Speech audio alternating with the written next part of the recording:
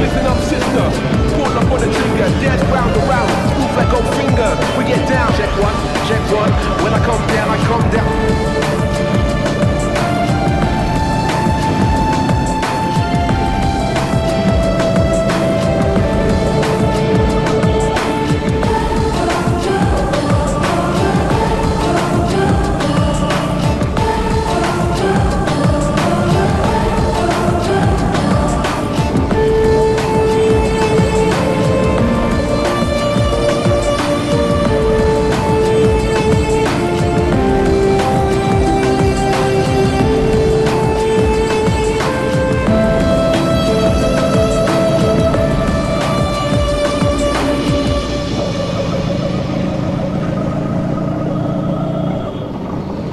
This is the new bus stand? ಹೌದು sir.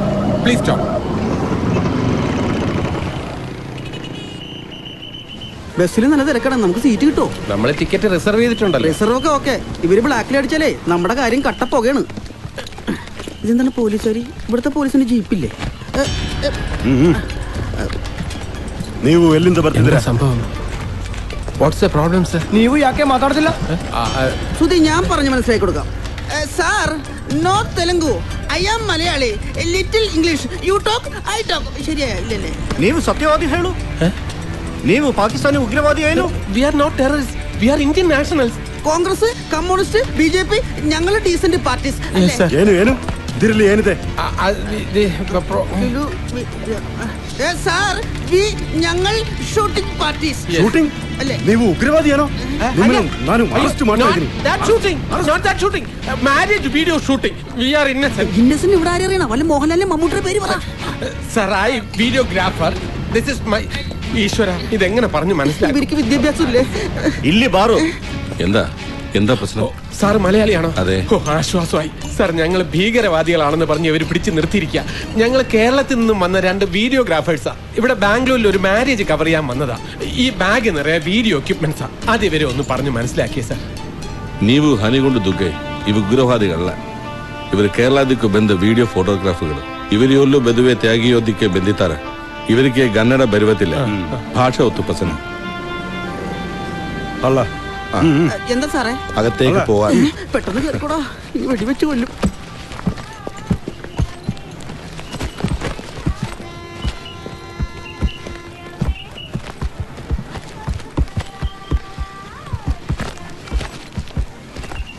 വളരെ ഉപകാരം സാർ. സാറ് വന്നില്ലായിരുന്നെങ്കിൽ അവര് ഞങ്ങളെയും പൊക്കിക്കൊണ്ട് പോയേനെ. അതെ. ബോംബെയിലെ ടെററിസ്റ്റുകളുടെ അറ്റാക്കിന് ശേഷം എല്ലായിടത്തും ചെക്കിംഗ് കർശനമാക്കിയിരിക്കുക.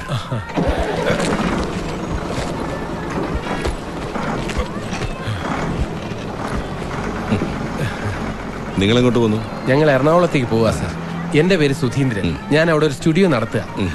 ഇതെന്റെ അസിസ്റ്റന്റ് സുന്ദരൻ. സ്റ്റുഡിയോ കംപ്ലീറ്റ് മാനേജ് ചെയ്യുന്നത് ഞാനാ. എഡിറ്റിംഗ്, ഗ്രാഫിക്സ്, ഡിസൈനിങ്, എവറിത്തിങ് എല്ലാം എന്റെ കൺട്രോളില. അല്ലേ? ഞാനും എറണാകുളത്തേക്കാ. എന്റെ പേര് സണ്ണി ജോസഫ്. സാർ എന്ത് ചെയ്യുന്നു? ബിസിനസ് ചെയ്യുന്നു.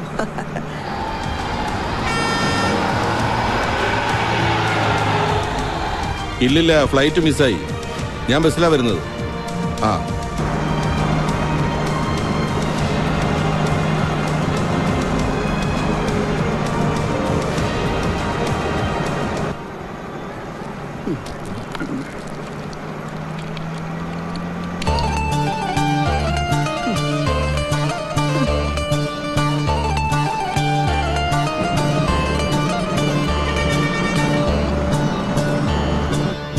ഈ ബാഗ് മുകളിലോട്ട് വെച്ച് ഫ്രീ ആയിട്ട് യാത്ര ചെയ്തൂടെ? വേണ്ട സാർ, ഇതിൽ ക്യാമറയാണ്. ഇതെന്റെ ചോറ.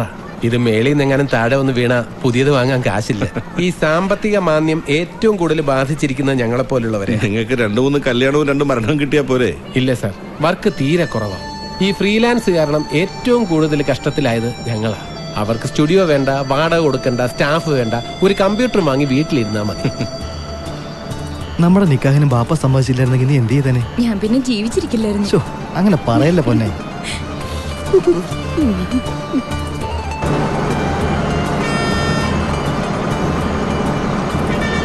മുംതാസ് മയ്യത്തായപ്പോ ഓളുടെ ഓർമ്മയ്ക്കായി ഷാജഹാൻ ചക്രവർത്തി താജ്മഹൽ പണിതു. ഞാൻ മയ്യത്തായാല് ഇക്ക എനിക്ക് വേണ്ടി എന്ത് ചെയ്യും? നീ മയ്യത്തായ ഞാനും നിന്റെ കൂടെ മരിക്കും. മണ്ടൻ, ഞാനാണെങ്കിൽ ഉള്ള അനിയത്തിനെ കിട്ടി സുഖമായിട്ട് ജീവിച്ചേനെ.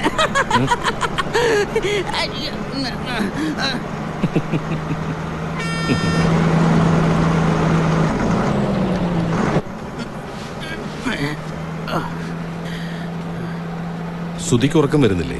ഇല്ല സർ, ഈയിടെയായിട്ട് രാത്രി ഉറക്കം തീരെ കുറവാ. നേരത്തെയൊക്കെ ബസ്സിൽ നിന്നോണ്ട് ഉറങ്ങി യാത്ര ചെയ്യുന്ന ആളാ. പിന്നെന്ത് പറ്റി? എന്തു പറയാനാ സാറേ, ഓരോരോ പ്രശ്നങ്ങള്, മനസ്സമാധാനം ഇല്ല. 1-2 ബിസിനസ് ചെയ്ത് കുറെ കാശ് പോയി. സ്വന്തമായൊരു വീടുണ്ടാക്കി താമസിക്കാൻ കഴിഞ്ഞില്ല. ആ വീട് പണയപ്പെടുത്തി ഒരു ബ്ലേഡ് കമ്പനിയിൽ നിന്ന് പണം കടമെടുത്താ പുതിയ ബിസിനസ് തുടങ്ങിയത്. എന്തോ ഞാൻ തുടർന്നൊന്നും രക്ഷപ്പെടുന്നില്ല. അതൊക്കെ ഒരു കഥയാ സാറേ.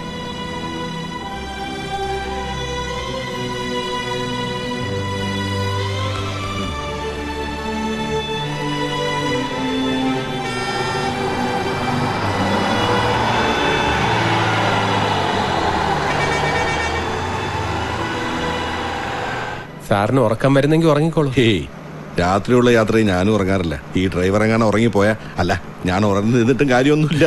ചുരുക്കി പറഞ്ഞാൽ നമ്മൾ രണ്ടുപേരും ഇന്ന് ഉറങ്ങുന്നില്ല. അല്ല, നമുക്ക് രണ്ടാൾക്കും ഉറക്കമില്ലാത്ത സ്ഥിതിക്ക് എന്തെങ്കിലുമൊക്കെ സംസാരിച്ചോണ്ടിരിക്കാം. ആയിക്കോട്ടെ സാർ. വിരോധമില്ലെങ്കിൽ സുധിയുടെ പ്രശ്നങ്ങൾ എന്താണെന്ന് വെച്ചാൽ എന്നോട് പറയാം.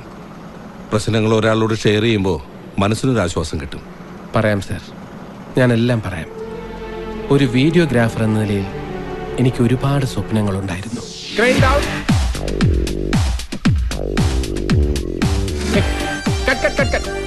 നവവധുവിന്റെ സ്മൈൽ ശരിയായില്ല, നമുക്കൊന്നുകൂടെ എടുക്കാം. സുന്ദര, എന്തോ? ആ സ്മൈൽ ഒന്ന് കാണിച്ചു കൊടുത്തേ.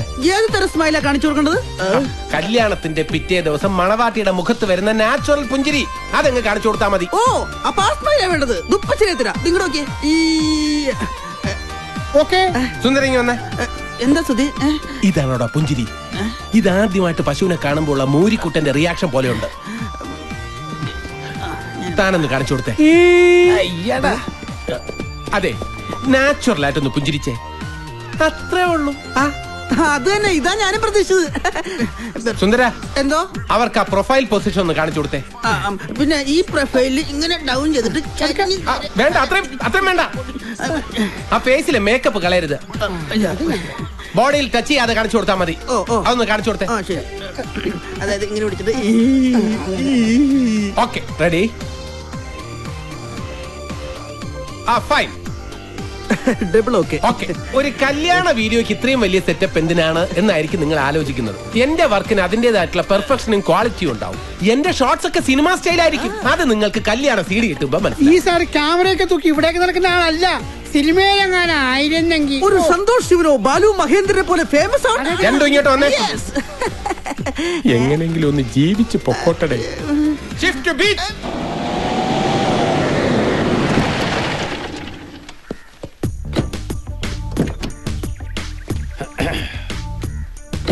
എടാ കൊച്ചപ്പോ, ആ മണിക്കിട്ടൊരു ഫെദർ ടച്ച് കൊടുക്ക്. എടാ, കോളിംഗ് ബെല്ലൊന്ന് വിരലമർത്താൻ. അത് പറയണ്ടേ? വീട്ടി നീട്ടിയടിച്ച് മണിക്ക് ടെൻഷൻ കൊടുക്കാതെ അമർത്തി അടിച്ചാൽ അവിടം വരെ കേക്ക് മുതലാളി. ആഹാ. ആരോടോ ഇവിടെ കല്ലൂക്കാരനോ? വന്നാട്ടെ. അതെ, കല്ലൂക്കാരൻ പൊറിഞ്ഞു തന്നെ. എന്താ സംശയമുണ്ടോ? കാണുമ്പോ പഞ്ചാര വർത്താനം പറഞ്ഞോണ്ട് കാര്യമില്ല. കാശിന് കാശ് തന്നെ വേണം. മുതലാളി ഫൈനാൻസ് ചേർന്നത് പുണ്യം കിട്ടാനല്ല, 4 പുത്തനുണ്ടാക്കാനാ. എവിടെ മകൻ സുചീന്ദ്രൻ? സുചീന്ദ്രൻ അല്ല മുതലാളി, സുധീന്ദ്രൻ. രണ്ടും ഒന്ന് തന്നെ. അതെ, മിടുക്കനാ ഗജവേന്ദ്രൻ. വിളിക്കവനെ. അവൻ എഴുന്നേറ്റിട്ടില്ല, ഉറക്ക. അവൻ കിടന്നുറങ്ങാമല്ലോ. അവൻ കിടന്നുറങ്ങുമ്പോ ഉറക്കം നഷ്ടപ്പെടുന്ന എനിക്കല്ലേ? വിളിക്കവനെ. അതോ ഞാനകത്ത് വിളിക്കണോ? അയ്യോ വേണ്ട, ഞാൻ വിളിക്കാം. ആരാമേ? പൊറിഞ്ചേട്ടനോ? എന്താ വന്ന കാലം നിന്ന് കളഞ്ഞ്? വരൂ, അകത്തോട്ടിരിക്കാം. അകത്തോട്ട് കേറുന്നില്ല. നീ എന്നെ അധികം സൂചിപ്പിക്കല്ലേ. എന്താ എന്റെ കാശിന്റെ കാര്യം? മുതലോ ഇല്ല, പലിശ എന്നിട്ട് മാസം 6 ആയി. പൊറിഞ്ചേട്ടാ, അത് വേണ്ട വേണ്ട. നിന്റെ ഈ പഞ്ഞപ്പാട്ട് കേൾക്കാൻ തുടങ്ങിയിട്ട് നാള് കുറെ ആയി. ഇനി നടക്കില്ല. ഇന്ന് എനിക്ക് എന്റെ കാശ് വേണം. ഇല്ലെങ്കിൽ വാങ്ങാനുള്ള വഴി എനിക്കറിയാം. നീ എന്നെ കൊണ്ടത് ചെയ്യിക്കരുത്. എനിക്ക് കുറച്ച് സാവകാശം കൂടി ചേട്ടൻ തരണം. സാവകാശം കുറേയായി. നിന്റെ കാശില്ലേ നിന്റെ ചേട്ടൻ തഹസിൽദാരോട് വാങ്ങിച്ചാ? അതെ, ഡെയിലി നല്ല കൈക്കൂലിയിട്ടുന്ന ജോലിയല്ലേ. അയാൾ വിചാരിച്ച് പുഷ്പം പോലെ തരാൻ പറ്റും. ചേട്ടനോടൊന്നും ഞാൻ കാശ് ചോദിക്കാറില്ല. പൊറിഞ്ചുവേട്ടൻ ഒരാഴ്ച കൂടി ക്ഷമിക്കുക. ആരെ കൊന്നിട്ടായാലും ഞാൻ കാശ് തരാം. നിന്റെ ബുദ്ധി കൊള്ളാമല്ലോടാ. കൊലക്കുറ്റത്തിന് ഞാൻ അകത്ത് പോയി കിടന്നാ പിന്നെ നീ എനിക്ക് കാശ് തരണ്ടല്ലോ. തരാമെന്ന് പറഞ്ഞാൽ ഞാൻ തന്നിരിക്കും. ഉറപ്പാണോ? ഉറപ്പ്. ഒരാഴ്ചക്ക് എന്റെ പണം കിട്ടിയില്ലെങ്കിൽ നിന്റെ തള്ളയുടെ പേരിട്ടിരിക്കുന്ന പത്മ സ്റ്റുഡിയോയ്ക്ക് എന്റെ അമ്മച്ചിയുടെ പേര് എലീസ സ്റ്റുഡിയോ ഇടും. എലീസ എന്ന് പറഞ്ഞാൽ എയ്ഡ്സ് ഉള്ള ടെസ്റ്റ് ആണ് മുതലാളി. ആയിക്കോട്ടെടാ, എയ്ഡ്സ് വരുന്നതിന് മുമ്പ് എന്റെ അമ്മച്ചിയുടെ പേരാത്. ഇനി അത് മാറ്റാൻ ഉദ്ദേശിക്കുന്നില്ല. വല്ലോന് എയ്ഡ്സ് വരുന്നതിന് ഞാനാണോടെ ഉത്തരവാദിത്തം? അപ്പൊ പറഞ്ഞ പോലെ ഒരാഴ്ച സമയം. ഇപ്പൊ ഞാൻ പോവാണ്. പണം കിട്ടിയില്ലെങ്കിൽ ഞാൻ സ്റ്റുഡിയോയിലേക്ക് ഒരു വരവ് വരും. കേരടാ.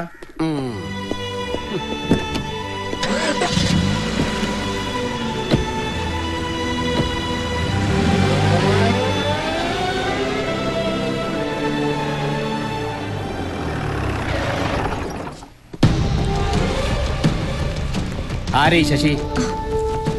ശശിയേട്ടാ, ഈ ഫോട്ടോ ഇവിടുന്ന് പ്രിന്റ് അടിച്ചു കൊടുത്താണോ? നോക്കട്ടെ സാറേ. അല്ല സാർ.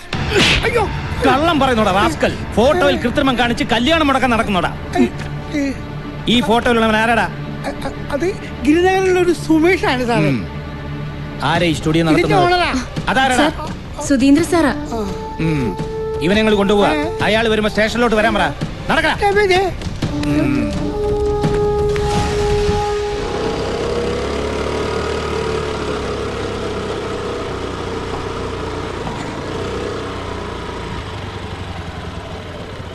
പപ്പേട്ടാ,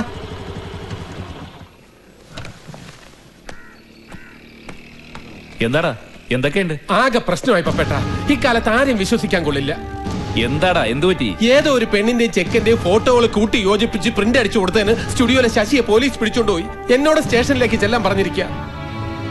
നിന്നോട് ഞാൻ പറഞ്ഞിട്ടുള്ളതല്ലേ, വിശ്വസ്തരായവരെ മാത്രമേ ജോലിക്ക് നിർത്താവുന്നു. ഇനി ഇപ്പൊ ഈ വിവരം പുറത്തറിഞ്ഞു കഴിഞ്ഞാ നിന്റെ സ്റ്റുഡിയോയിലേക്ക് ആരെങ്കിലും ഫോട്ടോ എടുക്കാൻ വരൂ? അവൻ ഇങ്ങനെ ഒരു കടുങ്കൈ ചെയ്യുമെന്ന് ഞാൻ അറിഞ്ഞു. ഇനിയിപ്പൊ എന്ത് ചെയ്യും? ആ എസ് ഐ മാത്രമേ പപ്പേട്ടിന് പരിചയമുള്ളതല്ലേ? പരിചയമൊക്കെ ഉണ്ട്, പക്ഷെ അയാൾക്ക് ഓരോ സമയത്തും ഓരോ സ്വഭാവമാണ്. താനൊന്നും അറിഞ്ഞിട്ടില്ല എന്ന് പറയുന്നതിൽ കാര്യമില്ല. തന്റെ സ്റ്റുഡിയോയിൽ നിന്നാണ് ഇങ്ങനെ ഒരു പ്രിന്റ് അടിച്ചു കൊടുത്തിരിക്കുന്നത്. ആ കുടുംബത്തിന്റെ സ്ഥിതി ഒന്ന് ആലോചിച്ച് നോക്ക്. ഇനി ഏതെങ്കിലും ഒരു ചെറുപ്പക്കാരൻ ആ പെൺകുട്ടി വിവാഹം കഴിക്കാൻ വരുമോ? ഇവൻ ഇങ്ങനെയൊന്നും ചെയ്യുന്നവനല്ല സർ. മറ്റാരും അറിയാതെ സ്റ്റുഡിയോയിൽ വെച്ച് ശശി വളരെ രഹസ്യമായിട്ട് ചെയ്തു കൊടുത്തതാ. ആര് ചെയ്തു കൊടുത്താലും സ്റ്റുഡിയോ ഓണർ എന്ന നിലയ്ക്ക് ഇയാൾക്ക് റെസ്പോൺസിബിലിറ്റി ഉണ്ട്. ക്രിമിനൽ ഒഫൻസാ. ഇങ്ങനെയൊക്കെ സംഭവിച്ചതിൽ ഇവന് വല്ലാത്ത കുറ്റബോധമുണ്ട് സർ. ഞാൻ കാര്യങ്ങളൊക്കെ അന്വേഷിച്ചപ്പോ എനിക്കറിയാവുന്ന ഒരാളുടെ കുട്ടിയാ. ഞങ്ങൾ ഇന്ന് തന്നെ അവരെ പോയി കാണുന്നുണ്ട് സർ. താനിതിൽ ഇൻവോൾവഡ് അല്ല എന്ന് പപ്പേട്ടൻ പറഞ്ഞുകൊണ്ടാ തന്നെ ഇന്ന് ഒഴിവാക്കുന്നത്. പക്ഷെ യുവമാരുണ്ടല്ലോ, ഇവരെ ഞാൻ വെറുതെ വിടില്ല. സർ, ഈ ഒരു തവണത്തേക്ക് ഇവരോടും കൂടി ഒന്ന് ക്ഷമിച്ചേക്കണം. നിന്നേ, പപ്പേട്ടൻ ചെല്ല്, ഞാനിവിടെ നിന്നോളാം. പിന്നെന്തിനാ നീ വന്നേ? അല്ല, ഞാനാണ് സ്റ്റുഡിയോക്കാരനെന്ന് അറിഞ്ഞ ചിലപ്പോ അവരങ്ങനെയുള്ള ആളുകളൊന്നും അല്ല. ഞാനല്ലേ കൂടെയുള്ളത്. നീ വാ. ആ, ഇതാര്? പപ്പനോ? വരൂ വരൂ, ഇരിക്കൂ. എന്താ പതിവില്ലാതെ? വിവരങ്ങളൊക്കെ അറിഞ്ഞു. ഒന്ന് കാണണമെന്ന് തോന്നി. ആ, അങ്ങനെയൊക്കെ സംഭവിച്ചു. ആരാ? മനസ്സിലായില്ലോ. ഇത് സുധി, എന്റെ ശിഷ്യനാ. ഓ, ഇവന്റെ സ്റ്റുഡിയോയിൽ ഒരുത്തനാ ശ്രീജയുടെ കല്യാണം മുടക്കാൻ വേണ്ടി ആ ഫോട്ടോ ശരിയാക്കി കൊടുത്തു. കാശുണ്ടാക്കാൻ നോക്കിയ മാർഗം കൊള്ളാം. ഇതിലും ഭേദം. നിങ്ങളുടെ മാനസികാവസ്ഥ ഞങ്ങൾക്ക് നന്നായിട്ട് അറിയാം. അതിന്റെ സത്യാവസ്ഥ ഒന്ന് അറിയിക്കാനും കൂടിയാണ് ഞങ്ങൾ വന്നത്. സുധി അല്ല ഇതൊന്നും ചെയ്തത്. ഇവൻ ഇക്കാര്യത്തിൽ നിരപരാധിയാ. അതെ സർ, ഞാൻ സ്ഥലത്തില്ലാത്തപ്പോ സാറിന്റെ മകളുടെ കാമുകനാണെന്ന് പറഞ്ഞ് ഒരുത്തൻ വന്ന് എന്റെ അസിസ്റ്റന്റിന് കാശ് കൊടുത്ത് ചെയ്യിച്ചതാ ഇതൊക്കെ. ഇങ്ങനെയൊക്കെ സംഭവിച്ചതിൽ മാപ്പ് ചോദിക്കാനും കൂടി ഞങ്ങൾ വന്നത്. ഇനി മാപ്പ് ചോദിച്ചിട്ട് എന്താ കാര്യം? ഞങ്ങളുടെ മോൾക്കുണ്ടായ ചീത്തപ്പേര് പോവോ?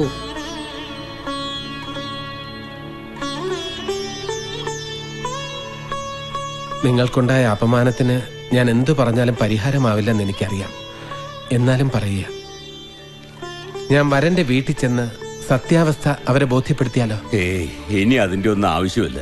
അവളുടെ പിന്നാലെ ശല്യം ചെയ്ത് നടന്ന ഒരുത്തൻ കല്യാണം മുടക്കാൻ വേണ്ടി കൃത്രിമ ഫോട്ടോ ഉണ്ടാക്കി അയച്ചതാണെന്ന് ഞാൻ അവരുടെ കാല് പിടിച്ച് പറഞ്ഞതാ. കേട്ടില്ല.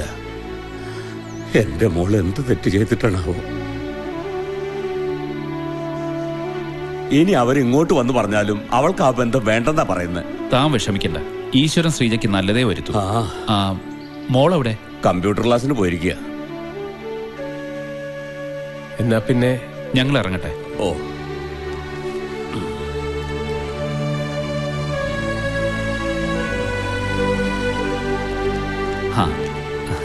ക്ലാസ് ഒക്കെ എങ്ങനെ നടക്കുന്നു മോളെ?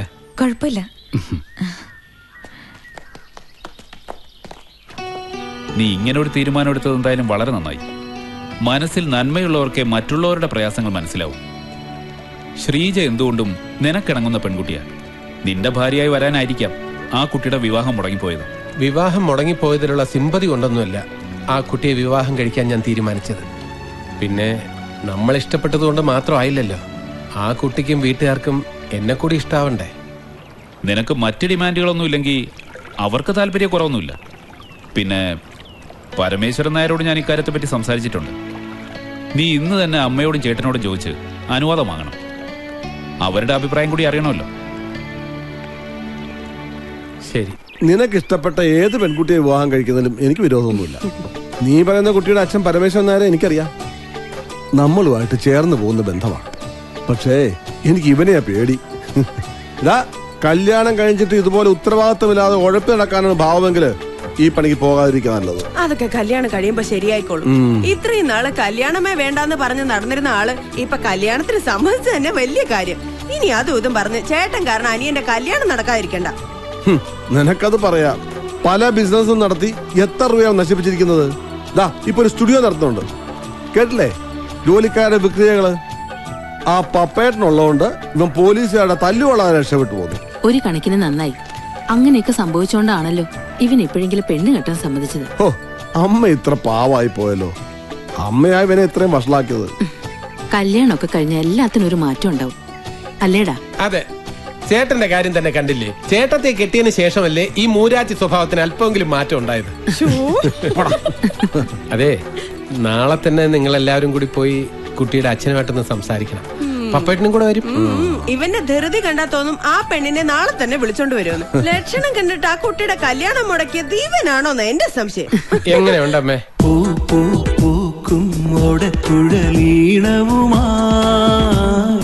ആരോ മനസ്സിൽ പാടി പരിണയ സുന്ദരകാലം സ്നേഹമാംഗല്യം നിൻ മിഴിയിലേതോ കാവ്യമെഴുതുകയായി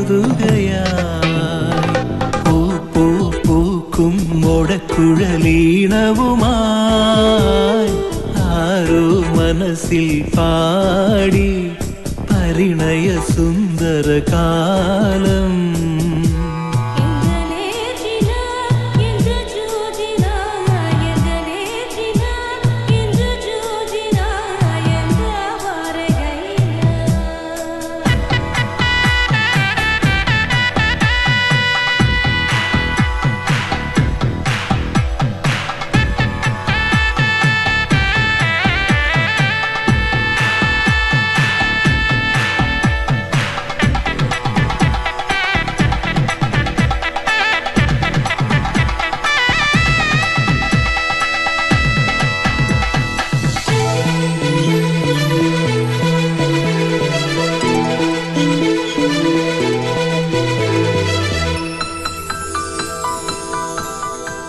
പുത്തൻ കോടി തുന്നി പുതുവയിലും കളഭം അണിയേ നെറ്റിപ്പൂവിലിട്ടും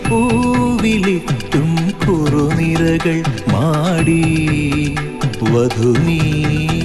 പുത്തൻ കോടി തുന്നി പുതുവയിലും കളഭം അണിയേ നെറ്റിപ്പൂവിലിട്ടും കുറുനിരകൾ മാടി വധുനീ.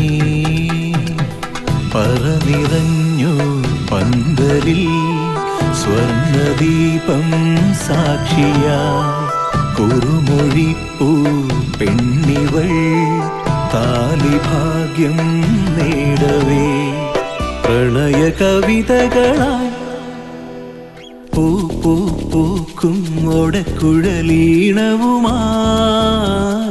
ആരോ മനസ്സിൽ പാടി പരിണയ സുന്ദരകാലം.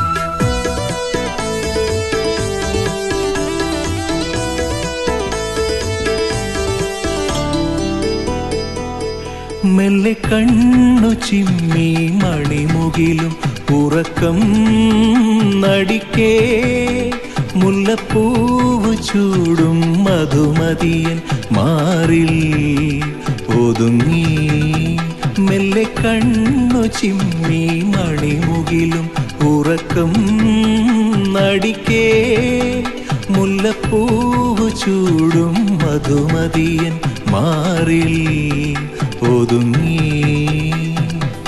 അഴകുണർത്തി ചൊടികളിൽ ആദ്യരാവിൻ സുസ്മിതം പവനുദിക്കും നെറ്റിയിൽ കാത്തുവെച്ചൻ ചുംബനം മധുര മധുവിധുവായി പൂ പൂ പൂക്കും മോടക്കുഴലീണവുമായി ആരോ മനസ്സിൽ പാടി പരിണയ സുന്ദര കാലം സ്നേഹമാംഗല്യം നിൻ മിഴിയിലേതോ കാവ്യമെഴുതുകയായി പൂ പൂ പൂക്കും മോടക്കുഴലീണവുമായി ആരോ മനസ്സിൽ പാടി പരിണയ സുന്ദര കാലം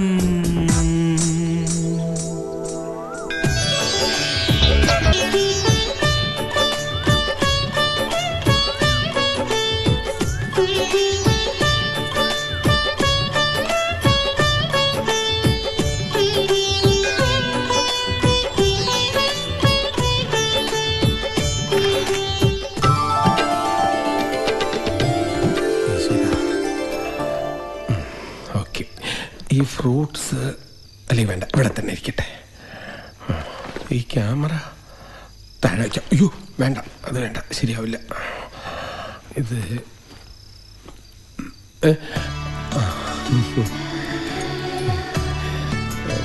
ഇതാ ഇങ്ങനെ തരൂ.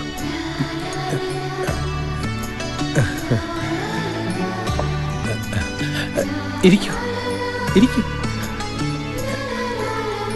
ഒരു മിനിറ്റ്. ഇത്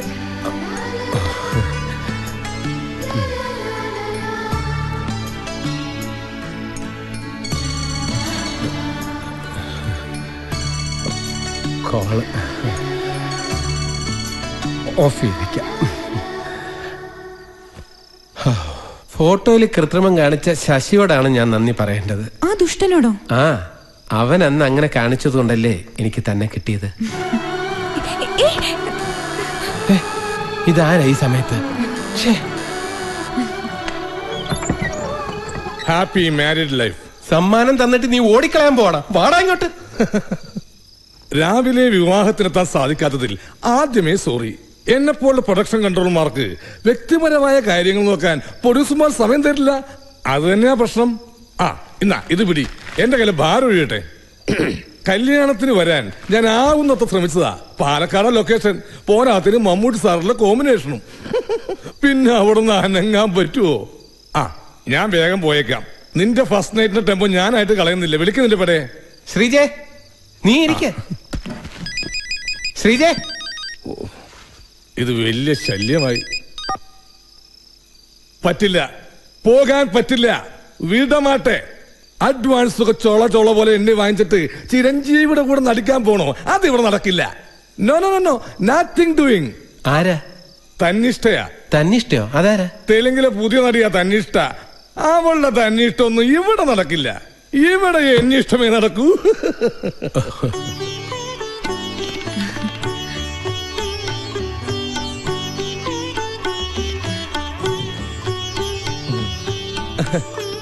ഞാൻ ഹാപ്പിയാണ് സുധി. നല്ല ഐശ്വര്യമുള്ള, നല്ല പോസിറ്റീവ് എനർജി ഉള്ള കുട്ടിയാണ് നിനക്ക് കിട്ടിയിരിക്കുന്നത്. ഇത് റഫീഖ്, എന്റെ ഏറ്റവും അടുത്ത സുഹൃത്താ. സിനിമയിലെ പ്രൊഡക്ഷൻ കൺട്രോളറാ. സിസ്റ്റർ ഭാഗ്യവതിയാ. ഇവനെ പോലെ നീറ്റ് ആൻഡ് ക്ലീൻ ആയ ഒരുത്തനെ കണ്ടു കിട്ടാൻ ബുദ്ധിമുട്ടാ. ഇവൻ വെറും ഒരു വീഡിയോഗ്രാഫർ ആണ്ടല്ല. ഇവന്റെ ഫ്യൂച്ചർ അങ്ങ് സിനിമയില. ഇവൻ വലിയൊരു ക്യാമറമാനായി തീരും, എനിക്കുറപ്പാ. അല്ല, നീ എന്തെങ്കിലും കഴിച്ചാണോ? ഞാൻ വരുന്ന വഴി കഴിച്ചതാ. എന്നാ കുടിക്കാൻ എന്തെങ്കിലും? ഒന്നും വേണ്ട. അപ്പൊ സിസ്റ്ററെ, ഞാൻ ഇറങ്ങിയാണ്. അപ്പൊ എല്ലാവിധ ആശംസകളും. Good night, sweet dreams. Sweet dreams. Thank you. Good night. Good night.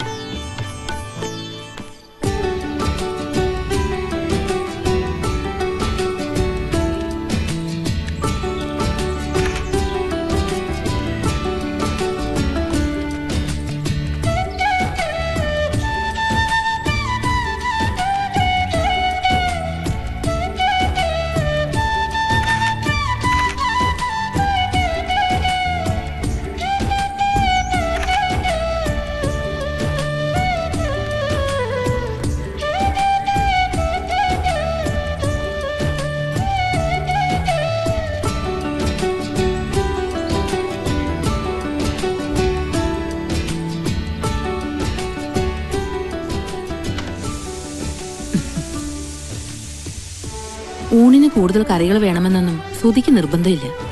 കൂർക്ക മെഴുക്ക് വരട്ടിയതും മോര് കാച്ചിയതും ഉണ്ടെങ്കിലേ അവന്റെ കാര്യം കുശാൽ. സുഖുവിന് ആഴ്ചയിൽ 1-2 ദിവസമെങ്കിലും കടിച്ചു പറിക്കാൻ ഇറച്ചി മീനൊന്നും ഇല്ലെങ്കിൽ അവൻ ബഹളം ഉണ്ടാക്കും.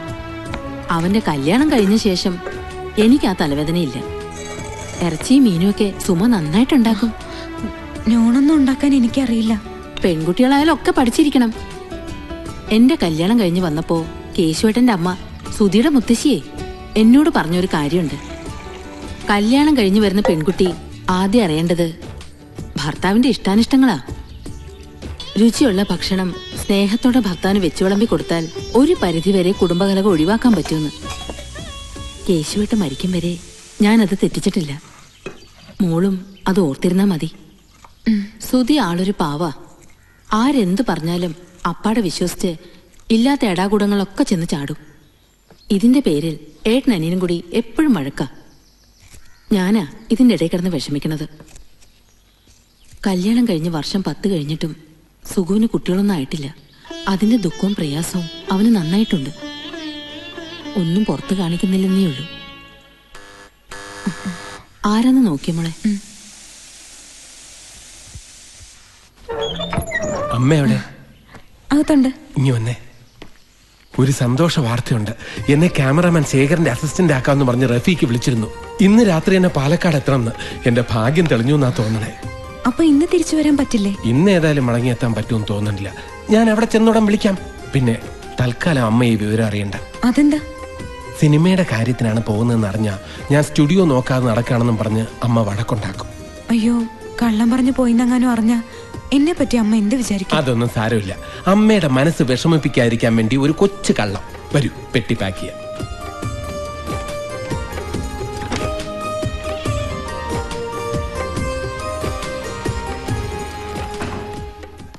റഫീഖ്, വല്ലാത്ത വിശപ്പ്.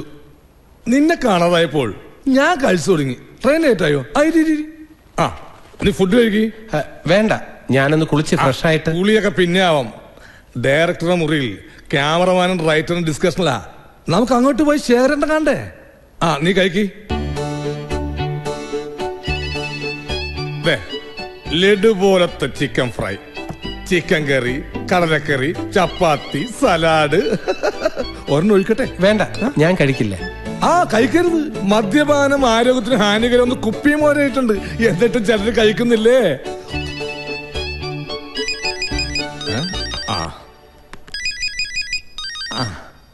ഹലോ, എന്താ മോളെ പറയ്. ശബ്ദം വരുന്നോ? ആ, കുറച്ച് പഴകിക്കഴിഞ്ഞാൽ ശബ്ദമൊക്കെ വരും. ഇപ്പൊ ഒന്നും ചെയ്യാൻ പറ്റില്ല. അത്രക്ക് സഹിക്കാൻ പറ്റില്ലെങ്കിലേ അത് അങ്ങോട്ട് ഓഫ് ചെയ്തിട്ട് കിടന്നുറങ്ങും മോളെ. വെക്കട്ടെ? റെയിൽവേ സ്റ്റേഷനിലെ ചേരി കിടന്നുറങ്ങിയ പെണ്ണ ഇപ്പൊ അവർക്ക് സ്പ്ലിറ്റ് എസിയുടെ ശബ്ദം സഹിക്കാൻ പറ്റുന്നില്ലെന്ന്. നടി അവിനാശി വരുമ്പോ കാക്കക്കുയില് പോയിരുന്ന പെണ്ണ. പ്രൊഡക്ഷൻ ഷാപ്പാടൊക്കെ അടിച്ച ഈ കാണുന്ന നിറവും മസലൊക്കെ ഉണ്ടായത്. ഈ പ്രൊഡക്ഷൻ ഷാപ്പാട് 2 ആഴ്ച അടിച്ച നീ ഷാരൂഖ് ഖാനെ പോലെ ഇരിക്കും. പിന്നെ ഇത് ഏത് തരത്തിലുള്ള സിനിമയാ? ഇതൊരു പ്യുവർ ഫാമിലി ചിത്രമാണ്. ഡൈവോഴ്സായ ഭാര്യയും ഭർത്താവും തമ്മിലുള്ള വൈകാരിക സംഘർഷങ്ങൾ നിറഞ്ഞ ഒരു സൂപ്പർ ഹിറ്റ് ബ്ലോക്ക് ബസ്റ്റർ മൂവിയാണ്. സൂപ്പർ ഹിറ്റ് ആവും. ബ്ലോക്ക് ബസ്റ്റർ എന്നൊക്കെ റിലീസിന് ശേഷമല്ലേ പറയാൻ പറ്റൂ. എന്താ ഇതിന്റെ കഥ? കഥയൊക്കെ പറയാം. ആദ്യം നമുക്ക് ക്യാമറമാനെ കാണണം. എന്നിട്ട് കുളിച്ച് റെഡിയായിട്ട് നമുക്ക് ആഹാരം കഴിക്കാം. ഇപ്പോ പടത്തിന്റെ 1/3 ഷൂട്ട് ചെയ്ത് കഴിഞ്ഞു. ഇനിയിപ്പോ ക്ലൈമാക്സ് എന്താണെന്ന് ഫിക്സ് ചെയ്യാതെ ബാക്കി സീൻസ് എടുക്കാൻ പറ്റില്ല. യെസ്. റഫീഖേ, നാളത്തെ ലൊക്കേഷൻ ഓക്കെ അല്ലേ? Okay sir. ശേഖർ സാർ, ഇതാ ഞാൻ പറഞ്ഞ ആള്. ഒരു 5 മിനിറ്റ് റഫീഖേ, ഇത് തീർത്തോട്ടെ. ഇപ്പൊ അനിൽ എഴുതിയിരിക്കുന്ന ക്ലൈമാക്സ് വളരെ യൂഷ്വൽ ആണ്. നമ്മൾ ഈ ഫാമിലി പടം എടുക്കുമ്പോൾ വളരെ അൺയൂഷ്വൽ ക്ലൈമാക്സ് ആയിരിക്കണം. എങ്കിലേ ലേഡീസ് അക്സെപ്റ്റ് ചെയ്യൂ. ശേഖരൻ എന്ത് തോന്നുന്നു? അത് ശരിയാ. പ്ലെയിനായിട്ട് കഥ പറഞ്ഞു പോയിട്ട് കാര്യമില്ല. ഒരു ട്വിസ്റ്റ് വേണം. അതാ ഞാനും പറയുന്നത്. അനിൽ വേറെന്തെങ്കിലും ആലോചിച്ചിട്ടുണ്ടോ? 1-2 ഞാൻ ആലോചിച്ചിട്ടുണ്ട്. അതിൽ ബെറ്റർ ആയത് ഞാൻ പറയാം. ലീഗലി ഡൈവേഴ്സായി പിരിഞ്ഞിരിക്കുന്ന രേഖയ്ക്കും രവിക്കും വീട്ടുകാർ വേറെ വിവാഹം ആലോചിക്കുന്നു. ഇരുവർക്കും വേറെ ജീവിത പങ്കാളിയെ സ്വീകരിക്കാനാവുന്നില്ല. 5 വയസ്സുള്ള മകൾ രവിക്കൊപ്പമാണ്. കുട്ടിയെ വിട്ടുകിട്ടാൻ രേഖയുടെ അച്ഛൻ കുടുംബ കോടതിയിൽ സ്യൂട്ട് ഫയൽ ചെയ്തിരിക്കുന്നു. കുട്ടിക്കാണെങ്കിൽ അച്ഛനും വേണം, അമ്മയും വേണം. ഇതിനിടയിൽ രേഖയ്ക്ക് അച്ഛൻ കല്യാണം ഉറപ്പിക്കുന്നു. രേഖയുടെ വിവാഹം നിശ്ചയിച്ചത് രവിക്ക് വല്ലാത്തൊരു ഷോക്കാവുന്നു. രേഖ വിവാഹത്തിന് സമ്മതിക്കുമെന്ന് രവി ഒട്ടും പ്രതീക്ഷിച്ചിരുന്നതല്ല. ഇരുവർക്കും ഒന്നും ചെയ്യാൻ പറ്റാത്ത അവസ്ഥ. കല്യാണ ദിവസം കതിർ മണ്ഡപത്തിൽ രേഖ ഇരിക്കുന്നു. തൊട്ടടുത്ത് വരൻ, മന്ത്രോച്ചാരണങ്ങൾ. രേഖയുടെ ടെൻഷൻ. വേവത പൂണ്ട അവളുടെ കണ്ണുകൾ അറിയാതെ വിദൂരതയിലേക്ക് നോക്കുമ്പോൾ ഓഡിറ്റോറിയത്തിന്റെ പിന്നിലായി നിൽക്കുന്ന രവിയെ കാണുന്നു. അവളാകെ വല്ലാതായി. തന്റെ ഭർത്താവ് തന്നെ തേടി വന്നിരിക്കുന്നു. ഒന്നും ചെയ്യാനാവാത്ത അവളുടെ അവസ്ഥ. ടെൻഷൻ. നിമിഷങ്ങൾക്കകം പ്രതിമ കണക്കായിരിക്കുന്ന അവളുടെ കഴുത്തിൽ വരൻ താലി ചാർത്തുന്നു. ഉയരുന്ന വാദ്യമേളങ്ങൾ. നിരാശനായ രവി തിരിഞ്ഞു നടക്കുന്നു. ഫ്രീസ്. ഈ ക്ലൈമാക്സിന് യാതൊരു പുതുമയില്ല. ഇതിനു മുൻപും പല പടങ്ങളിലും വന്നിട്ടുണ്ടെന്ന് തോന്നുന്നു. ശരിയാ, പണ്ട് ഏതോ ഒരു തമിഴ് പടത്തിൽ കണ്ടായിട്ട് ഓർക്കുന്നു. ഭർത്താവുള്ള ഹീറോയിൻ വേറെ കല്യാണം കഴിച്ചാൽ ലേഡീസ് അക്സെപ്റ്റ് ചെയ്യുമെന്ന് തോന്നുന്നുണ്ടോ? ഇത് വെച്ച് തന്നെ ഒരു ചേഞ്ച് വരുത്താൻ ശ്രമിക്കേ. ഞാനും ആലോചിക്കാം. സർ, ഞാനൊരു സജഷൻ പറയട്ടെ. സോറി സാർ, ഒന്നുമില്ല. അയാൾക്ക് എന്തോ സജഷൻ പറയാനുണ്ട്. നല്ലതാണെങ്കിൽ അക്സെപ്റ്റ് ചെയ്യാം. പറഞ്ഞോളൂ. ക്ലൈമാക്സ് സിറ്റുവേഷൻ അത് തന്നെയാണ് സർ. കതിർ മണ്ഡപത്തിൽ ഇരിക്കുന്ന നായിക, ഓഡിറ്റോറിയത്തിൽ ആദ്യ ഭർത്താവും ഉണ്ട്. ടെൻഷന്റെ കുറെ നിമിഷങ്ങളാണ്. താലി ചാർത്തുന്നതിന് തൊട്ടു മുമ്പായി മമ്മി എന്നുള്ള ഒരു കൊച്ചു കുട്ടിയുടെ വിളി. നായിക നോക്കുമ്പോൾ അത് സ്വന്തം മോളാണ്. മമ്മി, ഡാഡി വന്നിട്ടുണ്ട്, നമുക്ക് ഡാഡിയുടെ അടുത്തേക്ക് പോകാമെന്ന് പറഞ്ഞ് ഈ നായികയെ കൂട്ടി ഓഡിറ്റോറിയത്തിൽ ഇരിക്കുന്ന ഭർത്താവിന്റെ അടുത്തേക്ക് പോവുകയാണ്. അവിടെ വെച്ച് അവരുടെ റീയൂണിയൻ. വീണ്ടും സെന്റിമെന്റ്സിന്റെ കുറെ നിമിഷങ്ങൾ, അവരുടെ ഒത്തുചേരൽ. അങ്ങനെ ഒന്നിക്കേണ്ടവർ വീണ്ടും ഒന്നിക്കുകയാണ്. ഇതാണ് ഞാൻ മനസ്സിൽ കണ്ടത്. ഗുഡ്, കൊള്ളാം. ലേഡീസിന് ഇഷ്ടപ്പെടുന്ന നല്ല ക്ലൈമാക്സ്. എന്തു പറയുന്നു അനിൽകുമാർ? അത് കൊള്ളാം സാർ. എന്നാൽ ഇത് ഫിക്സ് ചെയ്യാലോ. റൈറ്ററാണോ? എന്താ പേര്? സുധീന്ദ്രൻ. ശേഖർ സാറിന്റെ കൂടെ ക്യാമറ അസിസ്റ്റന്റ് ആവും വന്നതാ. എന്തിനാ ക്യാമറ അസിസ്റ്റന്റ് ആകുന്നത്? നല്ല സ്റ്റോറി സെൻസ് ഉള്ള ആളാണല്ലോ. നല്ല കഥകൾ ഉണ്ടാക്കാൻ നോക്ക്. സിനിമയ്ക്ക് ഇപ്പൊ നല്ല റൈറ്റേഴ്സ് ഇല്ലാതിരിക്കുക. ക്യാമറ അസിസ്റ്റന്റ് എത്ര വർഷം കഴിഞ്ഞാലാ ഇൻഡിപെൻഡന്റ് ആകാൻ പറ്റുക? ഇതങ്ങനെയല്ലല്ലോ. ഒരു പടം ക്ലിക്കായ പോരെ, അടുത്ത പടത്തിന് പറയുന്ന റെമ്യൂണറേഷൻ വാങ്ങാം. സുധീന്ദ്രന്റെ കൈ നല്ല കഥയുണ്ടെങ്കിൽ കൊണ്ടുപോവാ. എന്റെ അടുത്ത പടത്തിൽ തന്നെ കൊണ്ട് ഞാൻ സ്ക്രിപ്റ്റ് എഴുതിക്കാം. Thank you sir. നമുക്ക് റൂമിലേക്ക് പോവാം. ശരി. ഞാനൊരു കാര്യം പറയാം. നീ ഇനി വീഡിയോ ക്യാമറയും സ്റ്റിൽ ക്യാമറയും കൈകൊണ്ട് തൊട്ടു പോകരുത്. മൂവി ക്യാമറ എന്നെങ്ങാൻ പറഞ്ഞാൽ വടി വെട്ടിത്തലും ഞാൻ. അതെന്താ? ഈയിടെ ഡയറക്ടർ സാർ പറഞ്ഞു കേട്ടില്ലേ, അടുത്ത പടത്തിന് നിന്നെ കൊണ്ട് സ്ക്രിപ്റ്റ് എഴുതിപ്പിക്കാമെന്ന്. സാറിന്റെ അടുത്ത 2 പടത്തിന് കഥ ഇതുവരെ ആയിട്ടില്ല. നീ പോയി പെട്ടെന്ന് 2-3 കഥ തല്ലിക്കൂട്ടി സാറിനെ പറഞ്ഞ് കേൾപ്പിക്ക്. സാമ്പത്തികമായിട്ട് എന്ത് മെച്ചമെന്നറിയോ? ഒരൊറ്റ പടം ഹിറ്റായാ മതി, പിന്നെ ലക്ഷങ്ങളായിട്ട് പ്രൊഡ്യൂസർമാർ ക്യൂ നിൽക്കില്ലേ? 1-2 കഥകളുടെ ത്രെഡ് എന്റെ മനസ്സിലുണ്ട്. ത്രെഡ് ആയാലും ക്ലോത്ത് ആയാലും വേണ്ടില്ല, എത്രയും പേര് കഥ ഉണ്ടാക്കാൻ നോക്ക്. അല്ല, തിരിച്ചു പോകാൻ രാത്രി ഏതെങ്കിലും ട്രെയിൻ കിട്ടുമോ? ഒരു ദിവസം പോലും വിട്ടു നിൽക്കാൻ പറ്റുന്നില്ലല്ലേ? നീ ഭാഗ്യവാനാടാ. നല്ല ഐശ്വര്യമുള്ള കുട്ടിയല്ലേ കിട്ടിയിരിക്കുന്നത്. എന്റെ സ്ഥിതി നീ ഒന്ന് ആലോചിച്ച് നോക്കിയേ. സൈനബ പിണങ്ങിപ്പോയിട്ട് എന്തായി? തിരിച്ചു വന്നോ? എന്റെ എല്ലാ പ്രതീക്ഷകളും തകർത്ത് കളഞ്ഞില്ലേ? എന്തു പറ്റി? സുന്ദരിയായ ഹോം നേഴ്സിനെ ആവശ്യമുണ്ടെന്ന് പറഞ്ഞ് ഞാൻ പത്രത്തിലൊരു പരസ്യം കൊടുത്തു. പിറ്റേ ദിവസം രാവിലെ തന്നെ അവൾ തിരിച്ചെത്തി. പ്രശ്നം ഉണ്ടാക്കി കാണും. പ്രശ്നം ഉണ്ടാക്കിയെന്നോ? അവളങ്ങോട്ട് വയലിലേക്ക് കളഞ്ഞില്ലേ? എന്നിട്ട് ഞാനര മുൻ അവളങ്ങോട്ട് വയലന്റ് ആയപ്പോ ഞാൻ സൈലന്റ് ആയി.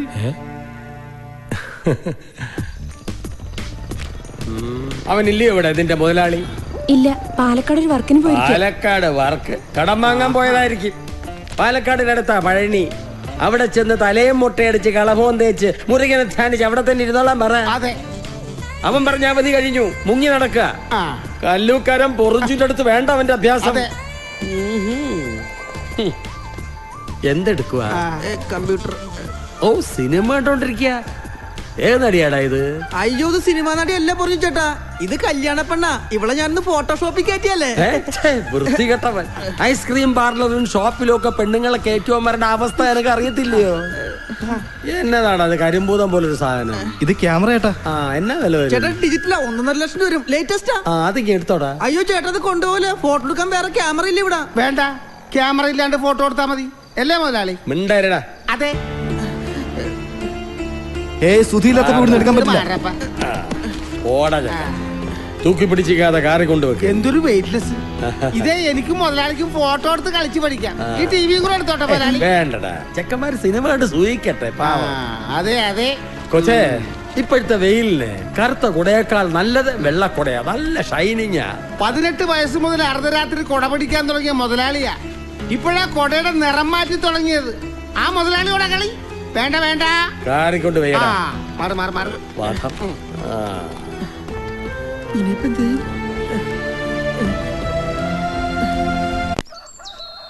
സ്ക്രിപ്റ്റ് എഴുതാൻ അവസരം കിട്ടിയപ്പോ ആദ്യം മനസ്സിൽ തെളിഞ്ഞത് നിന്റെ മുഖമാണ്. ഓ പിന്നെ സത്യമായിട്ടും എന്റെ ഐശ്വര്യങ്ങൾക്കെല്ലാം കാരണം ഈ മഹാലക്ഷ്മി അല്ലേ? എനിക്ക് സിനിമ വലിയ ഇഷ്ടമാണ്. വീട്ടിലെല്ലാ മാസം ഒരു സിനിമയെങ്കിലും ഞങ്ങൾ കാണും. കഥ, തിരക്കഥ, സംഭാഷണം എന്ന് സ്ക്രീനിൽ കാണുമ്പോ ആളുകൾ കൈയടിക്കുന്ന എന്തിനാണെന്ന് എനിക്ക് അപ്പൊ തോന്നിയിട്ടുണ്ട്. അതാണ് ഒരു റൈറ്റർ കിട്ടുന്ന വാല്യൂ, പേനയുടെ ശക്തി. ഈ കാര്യം അമ്മയോടൊന്ന് പറയണ്ടേ? വേണ്ട വേണ്ട, ഇപ്പൊ പറയണ്ട. തൽക്കാലം സസ്പെൻസ് ആയിരിക്കട്ടെ. എല്ലാം ഓക്കെ ആയിട്ട് പറഞ്ഞാൽ മതി. ഒന്ന് വന്നേ. ആകെ കുഴപ്പമായി സുധി. എന്ത് ആ പൊരിഞ്ചു വന്ന് സ്റ്റുഡിയോന്ന് ക്യാമറ എടുത്തിട്ട് പോയി. നിങ്ങൾ എന്തിനാ കൊടുത്തു വിട്ടത്? അയാൾ വന്ന് വിലമായിട്ട് എടുത്തല്ലേ. പിന്നെ കമ്പ്യൂട്ടർ നോട്ടിട്ടാ പോയേക്കണത്. നാളെ പണം തിരികെ കൊടുത്തില്ലെങ്കിൽ ക്യാമറ എടുത്ത് വിൽക്കുമെന്നും പറഞ്ഞു. ഞാനില്ലാത്തപ്പോ ക്യാമറ എടുത്തോണ്ട് പോയത് ഗുണ്ടായിസാ. നമുക്ക് പോലീസിൽ ഒരു കംപ്ലൈന്റ് കൊടുക്കണം. ഇനി പോലീസും കേസും ഒക്കെ ആയിട്ട് നാട്ടുകാരെ കൂടി അറിയിക്കണം. പലിശയ്ക്ക് പണം എടുത്ത് സ്റ്റുഡിയോ തുടങ്ങിയപ്പോഴേ ഞാൻ പറഞ്ഞതാ. കടം വാങ്ങിയിട്ടുണ്ടെങ്കിൽ ഞാൻ പണിത വീടിന്റെ ആധാരം അയാൾക്ക് കൊടുത്തിട്ടുണ്ട്. പണത്തിന് ഇതിനേക്കാൾ കൂടുതൽ ഉറപ്പൊന്നും വേണ്ടല്ലോ. ഇനിയിപ്പോ സുഖം അറിഞ്ഞാൽ അത് മതി. നാണക്കേടായെന്നും പറഞ്ഞ അവൻ എന്റെ അടുത്ത് വന്ന് വഴക്കുണ്ടാക്കും. അപ്പോഴും ചേട്ടന് നാണക്കേടാവുന്നതിൽ അമ്മയ്ക്ക് വിഷമം. അത്രയ്ക്ക് നാണക്കേടുണ്ടെങ്കിലേ ചേട്ടനോട് കുറച്ച് കാശ് തരാൻ പറ. എടാ, അവനല്ലാതെ നിന്നെ ആരും ഇതുവരെ സഹായിച്ചിട്ടുള്ളത്? ഈ വീടിന്റെ ഭാഗം വാങ്ങി നീ പുതിയ വീട് വെച്ചപ്പോഴും പണം തന്ന് സഹായിച്ചത് അവൻ തന്നെയല്ലേ? മാസാമാസം അതിന്റെ വാടക നീ മേടിക്കുന്നുണ്ട്.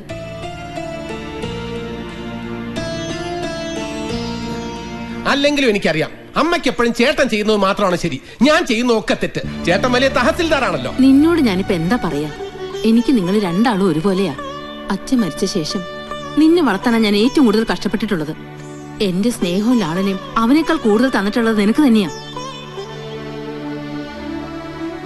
നീ സ്റ്റുഡിയോയിലേക്ക് പൊക്കോ.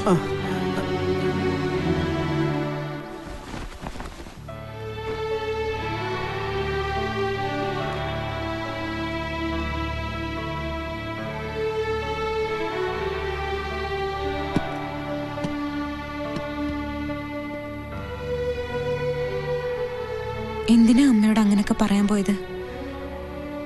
പ്രത്യേകിച്ച് എന്റെ മുമ്പിൽ വെച്ചാവുമ്പോ അമ്മയ്ക്ക് കൂടുതൽ വിഷമാവില്ലേ?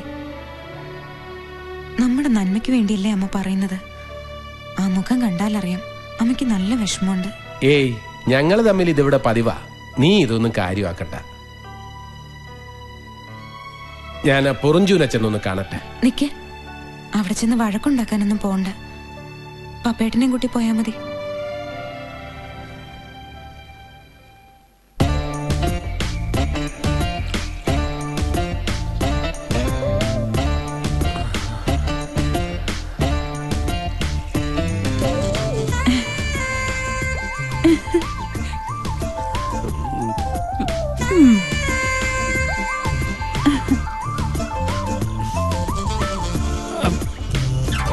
ആഹാ, ഇതാണല്ലേ പണി. യോഗാസനം എന്ന് പറഞ്ഞ് ഇവിടെ വന്നിരുന്ന അപ്പുറത്തെ വീട്ടിലെ ബിന്ദുവിനെ നോക്കാണല്ലേ? പ്രായം ഇത്ര ആയില്ലേ? ഇനിയെങ്കിലും ഇതൊക്കെ നിർത്തിക്കൂടെ? ഈ യോഗ ചെയ്യുമ്പോ ഒരു ബിന്ദുവിലേക്ക് നോക്കി വേണം അത് ചെയ്യാനെന്നാണ് യോഗാചാര്യന്മാർ പറഞ്ഞിരിക്കുന്നത്. യോഗാചാര്യന്മാർ അങ്ങനെ പലതും പറയും. ബിന്ദുവിന്റെ കെട്ടിയോൻ കരാട്ടക്കാരനാണെന്നുള്ളത് ശിഷ്യൻ അറിഞ്ഞിരിക്കുന്നത് നല്ലത്. നിങ്ങളെ കാണാൻ രണ്ടുപേര് താഴെ വന്നിരിക്കുന്നു. ലേഡീസ് അല്ലല്ലോ? അല്ല.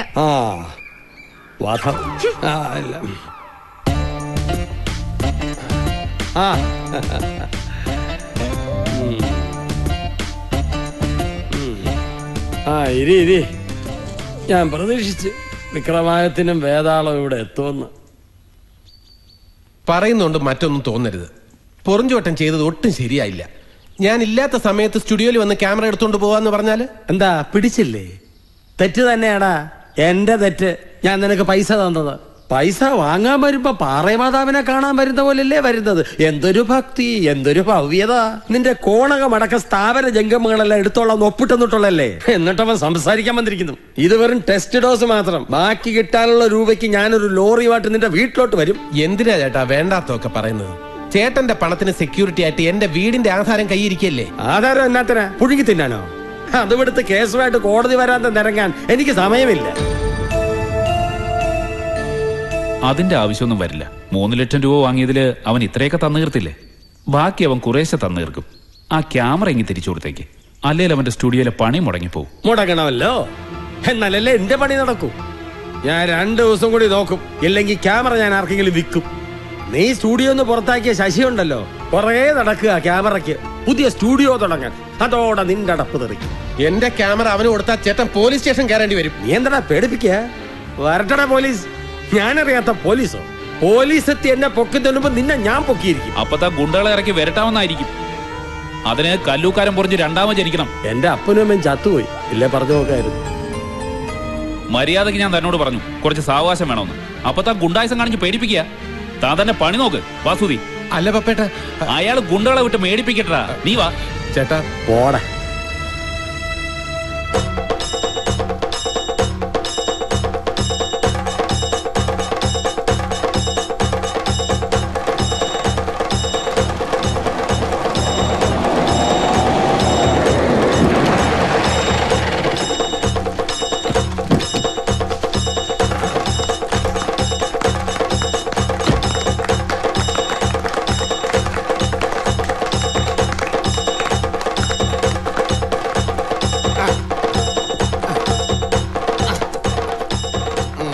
എന്തിനാടാ ഇത്രയും വലിയ കത്രിക?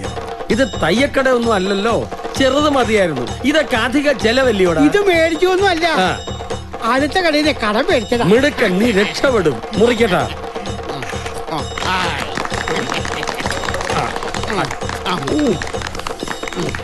എന്താ ഒരു സ്മെല്ല്? എടാ പാപ്പി, ഈ കുട സ്റ്റുഡിയോയിലൊക്കെ ഉപയോഗിക്കുന്ന ഇത് തന്നേക്കടാ.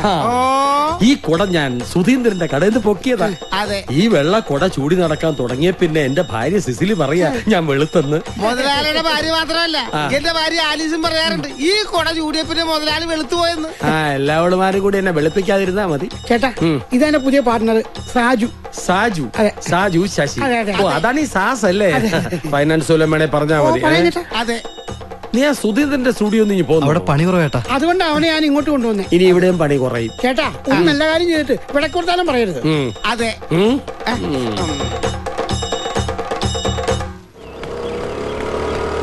ഇവിടെ ഉണ്ടല്ലേ. നന്ദിയുണ്ടോടാ നിനക്കൊക്കെ? ഇത്രയും കാലം കൂട്ടുകാരെ പോലെ നടന്നിട്ട് സുധിയോടൊരു വാക്കുപോലും പറയാതെ ഈ തെണ്ടിയുടെ സ്റ്റുഡിയോയിൽ വന്ന് എച്ചിപ്പണി ചെയ്യാൻ നിനക്കൊക്കെ നാണാവൂലടാ. എടാ ഞാൻ നീ ഒന്നും പറയണ്ട. നിന്റെ ഓരോരോ ആവശ്യങ്ങൾ പറഞ്ഞ് നീ എത്ര രൂപയുടെ അവൻ്റെ അത് വാങ്ങിച്ചിരിക്കണത്? നിന്റെ പെണ്ണുമ്പുള്ള ഗർഭപാത്രത്തിലെ മുഴ ഓപ്പറേറ്റ് ചെയ്ത് കളയാൻ വേണ്ടി അവന്റെ മാല പണയം വെച്ചല്ലടാ നിനക്ക് അവൻ കാശ് തന്നത്. ഈ തെണ്ടി കാരണല്ലടാ നമ്മുടെ സ്റ്റുഡിയോന്റെ പേര് പോലും പോയത്. എന്നിട്ട് നീ ഇപ്പം ഇല്ല, ഇനി നിന്നിവിടെ നിർത്തൂല. നീ വണ്ടി കയറ് കയറ്. ഞാൻ അവനോടൊന്ന് പറഞ്ഞിട്ട് വരാം. ആരോട് പറയാൻ? ഏത് ഒരു പുല്ലോടും പറയണ്ട. കണ്ട, പെട്ടെന്ന് കാശുണ്ടാക്കാൻ പറ്റിയ ഇടപാടാണ് ഇവിടെ നടത്താൻ പോണെങ്കിൽ നീ നോക്കിക്കോ, അധികം കാലം ഇവിടെ നടത്തൂല. നാട്ടുകാർ പൂട്ടിച്ചോളും. കൂട്ടത്തിലേ നിനക്കും കിട്ടും.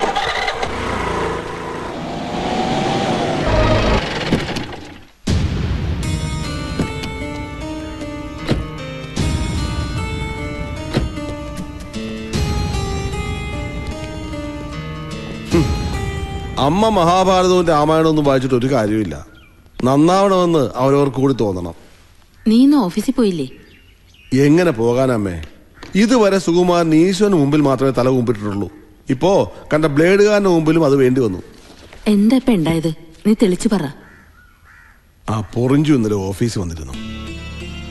ബ്ലേഡിൽ നിന്ന് പണം എടുത്തിട്ട് പറഞ്ഞ സമയത്തിന് തിരിച്ചു കൊടുക്കാൻ പറ്റിയില്ലെങ്കിലും അവരോട് മര്യാദയ്ക്ക് സംസാരിക്കാനെങ്കിലും കഴിയണം. അല്ലാതെ പണം ചോദിക്കുന്നവരൊക്കെ ഭീഷണിപ്പെടുത്താന്ന് വെച്ചാല് അമ്മേ, ഇവനൊന്നും ഈ ജന്മത്ത് നന്നാകാൻ പോകുന്നില്ല. കല്യാണം കഴിഞ്ഞാലെങ്കിലും അല്പം മാറ്റം ഉണ്ടാവുമെന്ന് കരുതുക.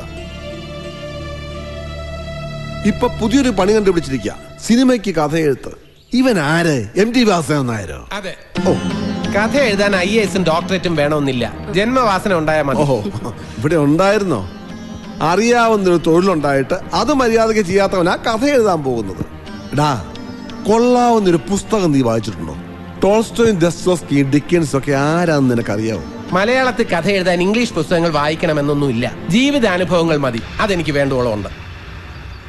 വെറുതെ എന്തിനാ ആവശ്യമില്ലാത്ത കാര്യങ്ങളൊക്കെ പറയണത്? പൊറിഞ്ചുന്റെ ഇടപാട് തീർക്കാനുള്ള മാർഗം എന്താണെന്ന് നോക്ക്. ഒരു കാര്യം ഞാൻ പറഞ്ഞേക്കാം, നീ കൊടുക്കാനുള്ള പണവും ചോദിച്ച് ഇനി മേലിൽ എന്റെ ഓഫീസിൽ ആരും വന്നു പോരുത്. അയാൾക്ക് നിനക്കൊക്കെ ഒരു വിചാരം ഉണ്ടാവും, സർക്കാർ ഉദ്യോഗസ്ഥനല്ലേ, കൈക്കൂലി വാങ്ങിച്ച ഇഷ്ടം പോലെ പണം കയ്യിലുണ്ടാവും, അത് കുറച്ച് തന്നുകൂടെയെന്ന്.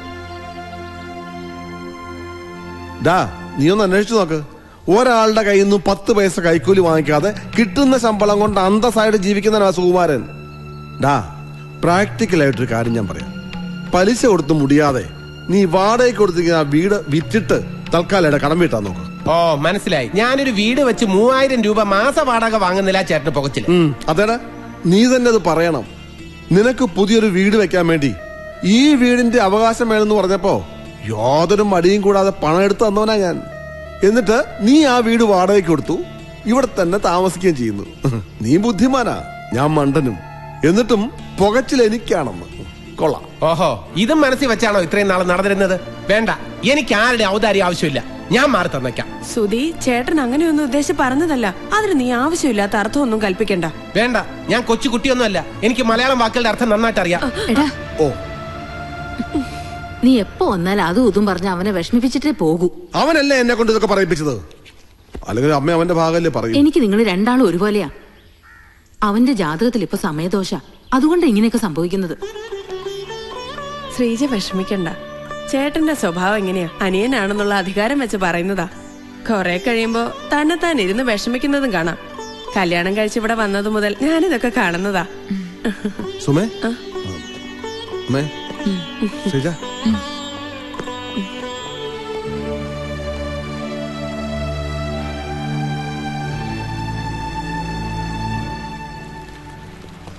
ദേ, ഈ ആഴ്ച സ്കൂൾ തുറക്കും. ഇത്രയും നാൾ കൊച്ചിയിൽ ഏറ്റവും കൂടുതൽ പാസ്പോർട്ട് സൈസ് ഫോട്ടോ അടിച്ചിരുന്നത് പത്മാസിലായിരുന്നു. ഇത്തവണ സ്കൂളിലും കോളേജിലും കയറി ഇറങ്ങി നമുക്ക് വർക്ക് പിടിച്ചെടുക്കണം. നീ പേടിക്കണ്ട ശശി, സ്കൂളും കോളേജും ഒന്ന് തുറന്നോട്ടെ. ഞാൻ ഫുൾ ടൈം ആ പരിസരത്തുണ്ടാവും.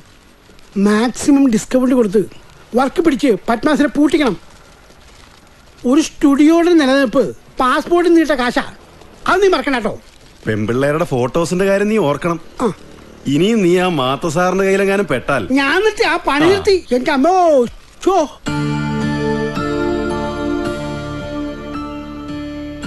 ഓരോ പ്രശ്നങ്ങൾ ഉണ്ടാകുമ്പോ സുധേട്ടൻ തളരുകയല്ല വേണ്ടത്, അതെങ്ങനെയാ തരണം ചെയ്യേണ്ടതെന്ന് ആലോചിക്കേണ്ടത്. സർവത്ര ടെൻഷനാ. ക്യാമറ ഇല്ലാതെ സ്റ്റുഡിയോയിൽ വർക്ക് നടക്കില്ല. എന്റെ ക്യാമറ ആ പൊറിഞ്ചു എടുത്തോണ്ട് പോയി ശശിക്ക് വിറ്റു. ഒരു പുതിയ ക്യാമറ വാങ്ങാൻ എത്ര രൂപ വേണ്ടിവരും? ഒരു സെക്കൻഡ് ഹാൻഡ് ക്യാമറയ്ക്ക് പോലും 50,000 രൂപ കൊടുക്കേണ്ടി വരും. എന്നാ തൽക്കാലം എന്റെ സ്വർണം പണയം വെച്ച് ഒരു ക്യാമറ വാങ്ങാം. ഏയ്, തന്റെ വീട്ടിൽ നിന്ന് തന്ന സ്വർണ്ണം എടുത്ത് പണയം വെക്കുന്നത് ശരിയല്ല. അങ്ങനെ എന്റെയും തന്റെയൊന്നും ഇനി പറയരുത്. എല്ലാം നമ്മുടേതാ. രൂപ കിട്ടുമ്പോ തിരിച്ചെടുത്താ പോരെ. ചേട്ടൻ പറഞ്ഞിട്ട് പോയത് കേട്ടില്ലേ? ഇനി ഇവിടെ താമസിച്ചാൽ ശരിയാവില്ല. ആ വാടകക്കാരെ ഒഴിപ്പിക്കണമെങ്കിൽ അഡ്വാൻസ് വാങ്ങി 20,000 രൂപ വേറെ ഉണ്ടാക്കണം.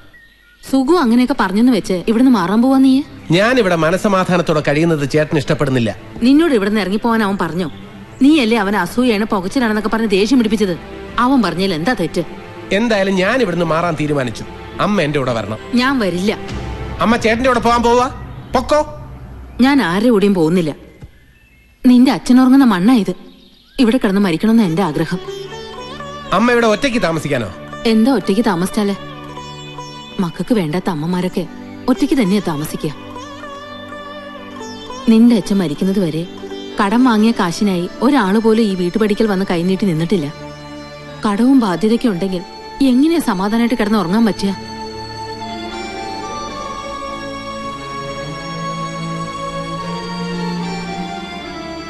സുഖു പറഞ്ഞതുപോലെ നീ ആ വീട് വിറ്റിട്ടാണെങ്കിലും അയാളുടെ രൂപ കൊടുക്കാൻ നോക്ക്.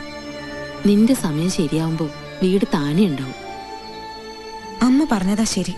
വീട് ഇനിയും വെക്കാലോ. അതിനുള്ള വഴി ഈശ്വരൻ കാണിച്ചു തരാതിരിക്കില്ല.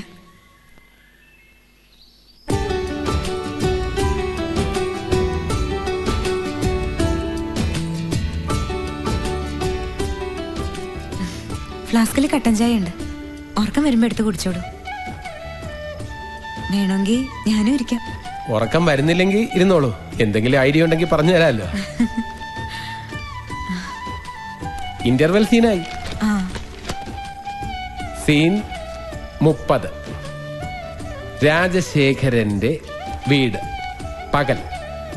രാജശേഖരന്റെ വീട്ടിലേക്ക് കയറി വരുന്ന രമേശന്റെ ജീപ്പ്. രമേശനായിട്ട് ആരാ? രമേശനായിട്ട് ആയിട്ട് സകലകലാ വല്ലഭൻ മുകേഷ്.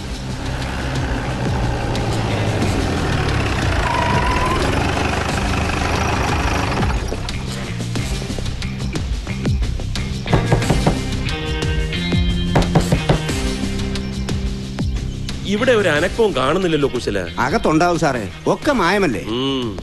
എടോ രാജശേഖര, ഞാൻ ഫുഡ് ഇൻസ്പെക്ടർ രമേശൻ നായർ.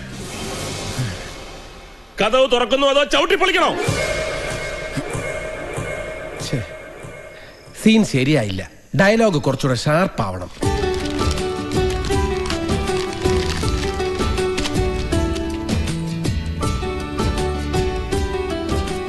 കിട്ടി. സീൻ 30. രാജശേഖരന്റെ വീട്.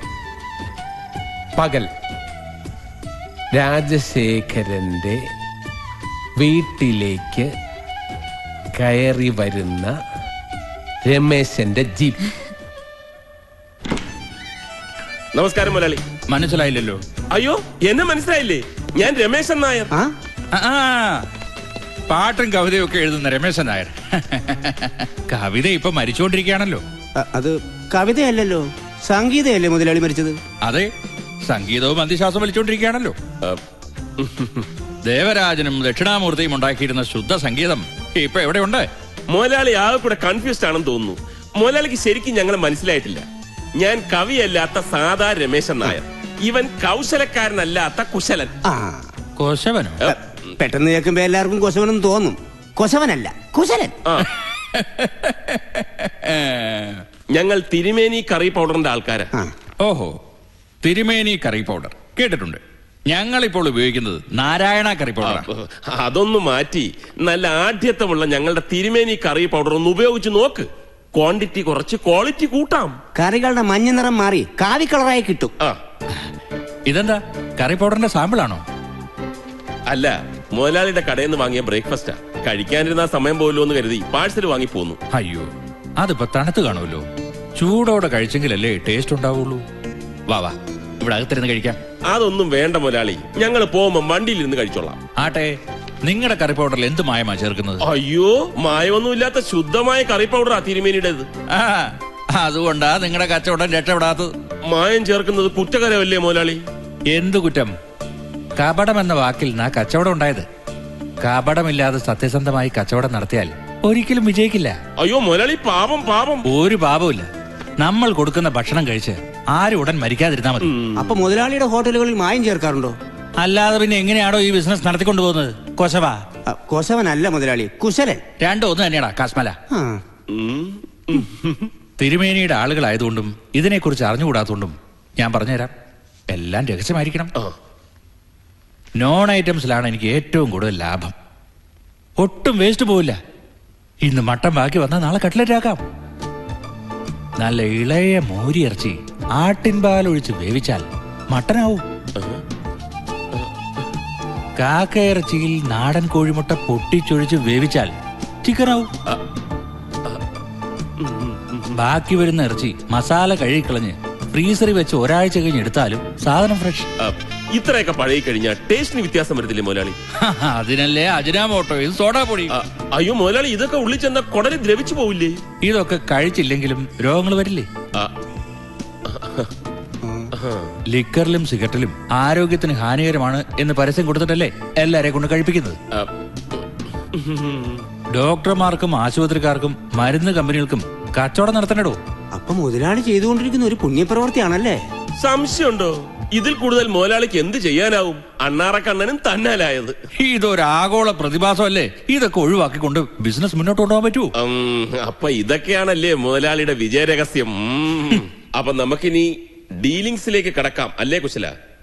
കേൾക്കട്ടെ നിങ്ങളുടെ ടേംസ് ആൻഡ് കണ്ടീഷൻസ്. ഒന്ന് പറഞ്ഞു കൊടുക്കു സാറേ. Mister Rajasekharan, I am food inspector Ramesan Nair. നിങ്ങളുടെ ഹോട്ടലിൽ നിന്ന് പിടിച്ചെടുത്ത പഴകിയ ഭക്ഷണ സാധനങ്ങളുടെ സാമ്പിളാണ്. മായം ചേർക്കലിന്റെ ഡീറ്റെയിൽസ് പറഞ്ഞു തന്നതിന് നന്ദിയുണ്ട്. ഇതിനുള്ള ശിക്ഷ എന്താണെന്ന് അറിയാവോ? ഇതങ്ങോട്ട് നേരത്തെ പറഞ്ഞാ പോരെ സാറുമാരെ? എന്തിനാ ഈ പ്രശ്ന വേഷം? എന്താ വേണ്ടെന്ന് വെച്ചാ പറ. എത്ര വേണം?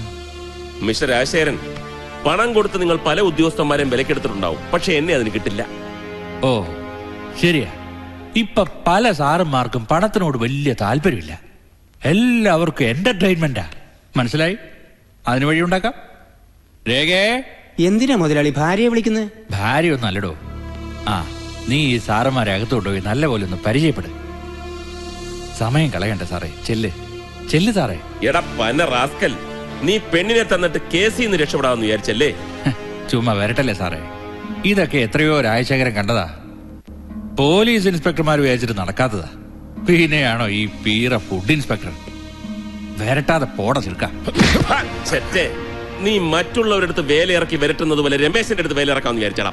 ആറ്റിന്റെ പല്ല് ബൈജു അടിച്ചോടിക്കണ അവരെ.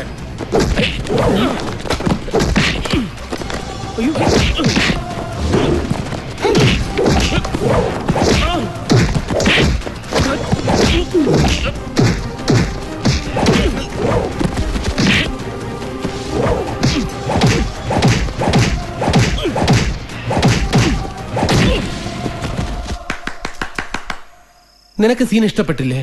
ഇഷ്ടപ്പെട്ടു. പിന്നെന്താ കൈയടിക്കാത്തത്? ഞാനും കൈയടിക്കണോ? കൈ അടിക്കണോന്ന് ചോദിച്ചാ എന്റെ ഭാര്യ കൈയടിക്കുന്നത് എനിക്ക് സന്തോഷമുള്ള കാര്യമല്ലേ? ഈ റോള് മോഹൻലാൽ ആയിരുന്നെങ്കിൽ നന്നായിരുന്നേനെ. ഞാനൊരു തുടക്കക്കാരനല്ലേ. ഇപ്പൊ സൂപ്പർ സ്റ്റാർസിന്റെ ഡേറ്റ് ഒന്നും എനിക്ക് കിട്ടൂല. ദൈവം അനുഗ്രഹിച്ച് ഈ പടം ഹിറ്റ് ആവുകയാണെങ്കിൽ നമുക്ക് മമ്മൂട്ടി മോഹൻലാലിനെ വെച്ച് പടം ചെയ്യാം. ഇവിടെയാണോ ഇന്റർവെൽ ഉദ്ദേശിക്കുന്നത്? ഇതല്ലേ ഇന്റർവെല്ലിന് പറ്റിയ സിറ്റുവേഷൻ. അതുകൊണ്ട് ഇവിടെ തന്നെ ഫിക്സ് ചെയ്യാം.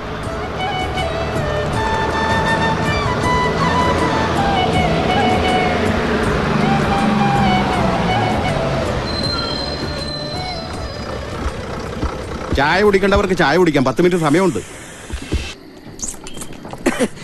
നല്ല ബെസ്റ്റ് ചിക്കൻ, നല്ല എരിവ്. ഇതിന്റെ ചേരുവ എന്താണെന്ന് ചോദിക്കായിരുന്നല്ലേ? നാളെ രാവിലെ തന്നെ നമുക്ക് ഏതെങ്കിലും ലഹരി വിമോചന കേന്ദ്രത്തിൽ പോകേണ്ടി വരും. അതിന് നീ കുടിക്കാറില്ലല്ലോ. എന്റെ കാര്യമല്ല, ആഹാരം നിനക്കൊരു ലഹരിയായി മാറിയിരിക്കുക. അത് എത്രയും പെട്ടെന്ന് കൺട്രോൾ ചെയ്തില്ലെങ്കിൽ വലിയ കുഴപ്പം. പിന്നെ ഒരു ദിവസം 10 നേരം ആഹാരം കഴിക്കണ ഭയങ്കര കുഴപ്പമാണല്ലോ. ദഹന ശക്തിയില്ലാത്തതിന് ഞങ്ങളെ കുറ്റം പറയല്ലേ? നീ ആഹാരം ഇട്ട് തിന്നയില്ല, തിന്നേരം തീറ്റിക്കയില്ല. ആ വെല്ലിച്ചിന് ഉറങ്ങണാ. നല്ല ബെസ്റ്റ് പറയണ്ട, പോയി തിന്നി. ഓക്കെ സാറിന് കഴിക്കാൻ എന്തെങ്കിലും വാങ്ങണമായിരുന്നോ? ഫോൺ ചെയ്യുന്നത് കണ്ടോണ്ടാ ഞാൻ ഡിസ്റ്റർബ് ചെയ്യായിരുന്നത്. ഞാൻ തിരിക്കുന്നതിന് മുമ്പ് കഴിച്ചായിരുന്നു. സുധിയുടെ സ്ക്രിപ്റ്റിലെ ഇന്റർവൽ പഞ്ച് ഗംഭീരമായി. Thank you sir. Second half എങ്ങോട്ടാ പോകുന്നത്? കഥയുടെ രണ്ടാം പകുതിയും എന്റെ ജീവിതവും തമ്മിൽ കൂടിക്കുഴഞ്ഞ അവസ്ഥയിലാണ് സർ. മനസ്സിലായില്ല. കഥയിലുള്ളതുപോലെ തന്നെ എന്റെ ജീവിതത്തിലും ഒരുപാട് ട്വിസ്റ്റുകൾ ഉണ്ടായി സർ. സ്ക്രിപ്റ്റ് വർക്ക് നടക്കുന്നതിനിടയിൽ ഒരു സന്തോഷ വാർത്തയുമായി റഫീഖ് എന്നെ കാണാൻ വന്നു.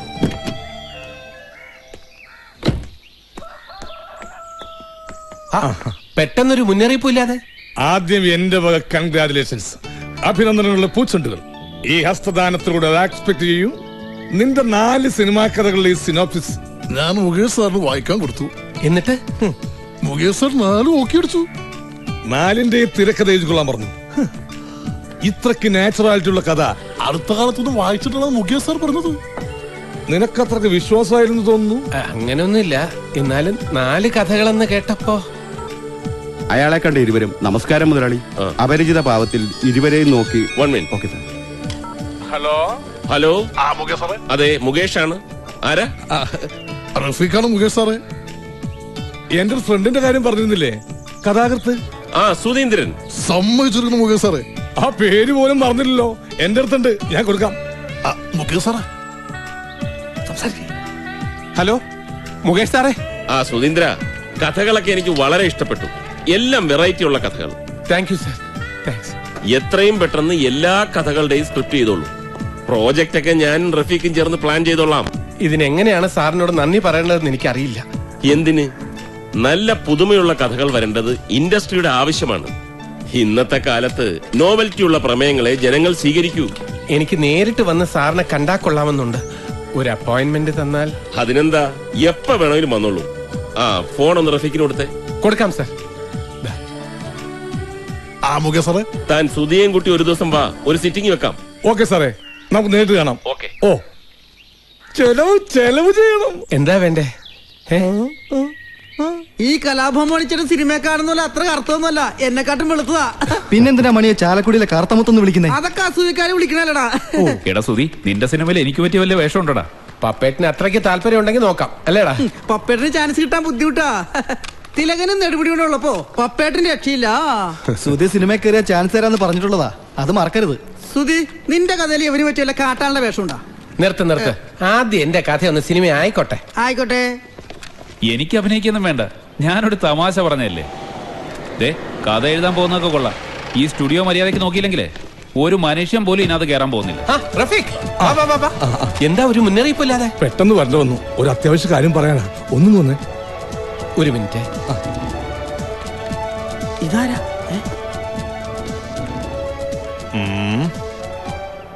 എവിടം വരെയായി നിന്റെ സ്ക്രിപ്റ്റ് വർക്ക്? ഇനി കുറച്ച് സീനുകൾ കൂടി എഴുതാനുള്ളൂ. എന്നാൽ സന്തോഷ വാർത്തയുണ്ട്. ഒരു സ്ട്രോങ് പ്രൊഡ്യൂസർ കയ്യിൽ വന്ന് വീണിട്ടുണ്ട്. ഡയറക്ടർ ശ്യാം സുന്ദർ സാർ തന്നെയാ. പെട്ടെന്ന് വന്ന പ്രോജക്റ്റാ. പടത്തിന്റെ പൂജ 5-ാം തീയതി വെച്ചിരിക്കുക. നിന്റെ ശുക്രൻ തെളിഞ്ഞളിയാ. നിന്റെ റെമ്യൂണറേഷൻ വരെ ഞാൻ ഫിക്സ് ചെയ്ത് കഴിഞ്ഞു. എത്രയാണെന്ന് അറിയുമോ? 4 ലക്ഷം രൂപ. ഒരു കാര്യം, തൽക്കാലം ഇത് ആരും അറിയണ്ട. പാരകളുള്ള ഫീൽഡ് വെട്ടും. തിരുവനന്തപുരത്ത് ഫിലിം സിറ്റിയിൽ വെച്ച പൂജ. സൂപ്പർ സ്റ്റാറുകൾ അടക്കം മലയാള ഫിലിം ഇൻഡസ്ട്രി മുഴുവൻ ഉണ്ടാവും. റഫീഖെ, ഇതിന് ഞാൻ നിന്നോട് എങ്ങനെയാണ് നന്ദി പറയേണ്ടതെന്ന് എനിക്കറിയില്ല. നമ്മൾ തമ്മിൽ നന്ദിയും കടപ്പാടിന്റെ കണക്കുറേണ്ട ആവശ്യമുണ്ടോ? പക്ഷേ ഒരു ചെറിയ ടെക്നിക്കൽ പ്രോബ്ലം. എന്താ? നമ്മുടെ ഈ പ്രൊഡ്യൂസർക്ക് പെട്ടെന്ന് ഡൽഹി വരെ ഒന്ന് പോകേണ്ടി വന്നു. ഏതൊരു മന്ത്രിനെ കാണാനാ.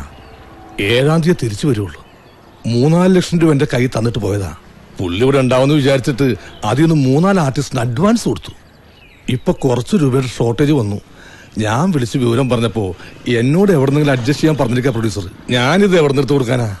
എത്ര രൂപ വേണ്ടി വരും? ഒരു 4 ലക്ഷം രൂപ വേണ്ടി വരും. ദാസേറിനും ചിത്രച്ചും പാടിക്കഴിഞ്ഞാ സ്പോട്ടിൽ പൈസ കൊടുക്കണം. എന്റെ കാൽക്കുലേഷൻ ഒന്ന് പെശക. 2 ദിവസത്തേക്ക് ഒന്നും മറിക്കാൻ എന്തെങ്കിലും ഒരു മാർഗം. ഇത്രയും വലിയൊരു എമൗണ്ട് ഞാൻ ആരോട് ചോദിക്കാനാ? അത് ശരിയാ. പൂജ മാറ്റിവെക്കാന്ന് വെച്ചാ അത് അപശകുനാ. പ്രത്യേകിച്ച് നീ ആദ്യമായിട്ട് സ്ക്രിപ്റ്റ് എഴുതുന്ന സിനിമ. പൂജ നടക്കാതെ പോയാൽ നീ രാശിയില്ലാത്തവനാണെന്ന് ഇൻഡസ്ട്രി മുഴുവൻ ടാക്കാവും. നീ വിഷമിക്കണ്ട, ഒന്ന് ശ്രമിച്ചു നോക്ക്. ഞാനും നോക്കാം. നടന്നില്ലെങ്കിൽ നമ്മുടെ തലവിധി എന്ന് വിചാരിച്ചാൽ മതി. ഞാൻ വിളിക്കാം. ഹലോ, സാർ ഞാൻ ഇപ്പൊ തിരിച്ചു വിളിക്കാം.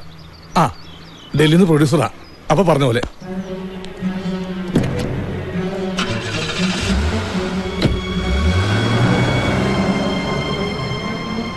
ഈശ്വര, 4 ലക്ഷം രൂപയ്ക്ക് ഞാൻ എവിടെ പോവും?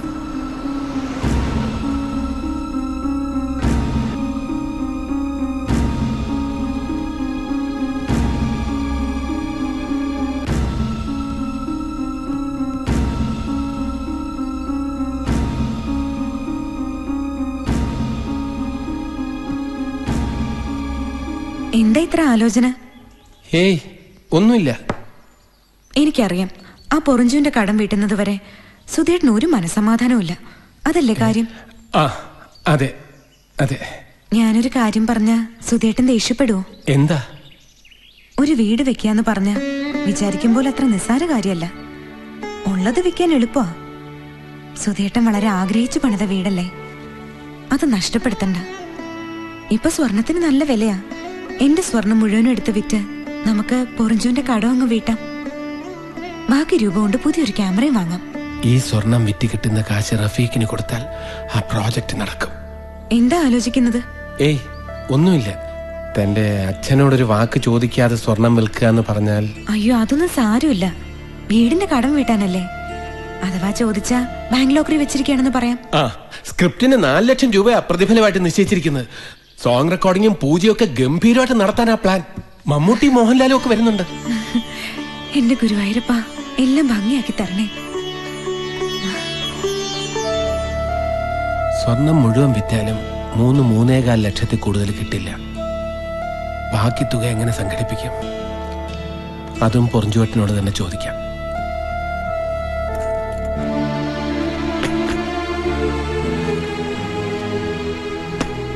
ദൈവം സഹായിച്ച് എൻ്റെ ഈ പ്രോജക്റ്റ് വിജയിച്ച എനിക്ക് വേറെയും ഓഫറുകൾ വരും. അപ്പോ തനിക്ക് ഇതിനേക്കാൾ ഒരുപാട് സ്വർണം ഞാൻ വാങ്ങിത്തരും. കാശ് ആവശ്യമുള്ളപ്പോ പൊറിഞ്ചു വേണം.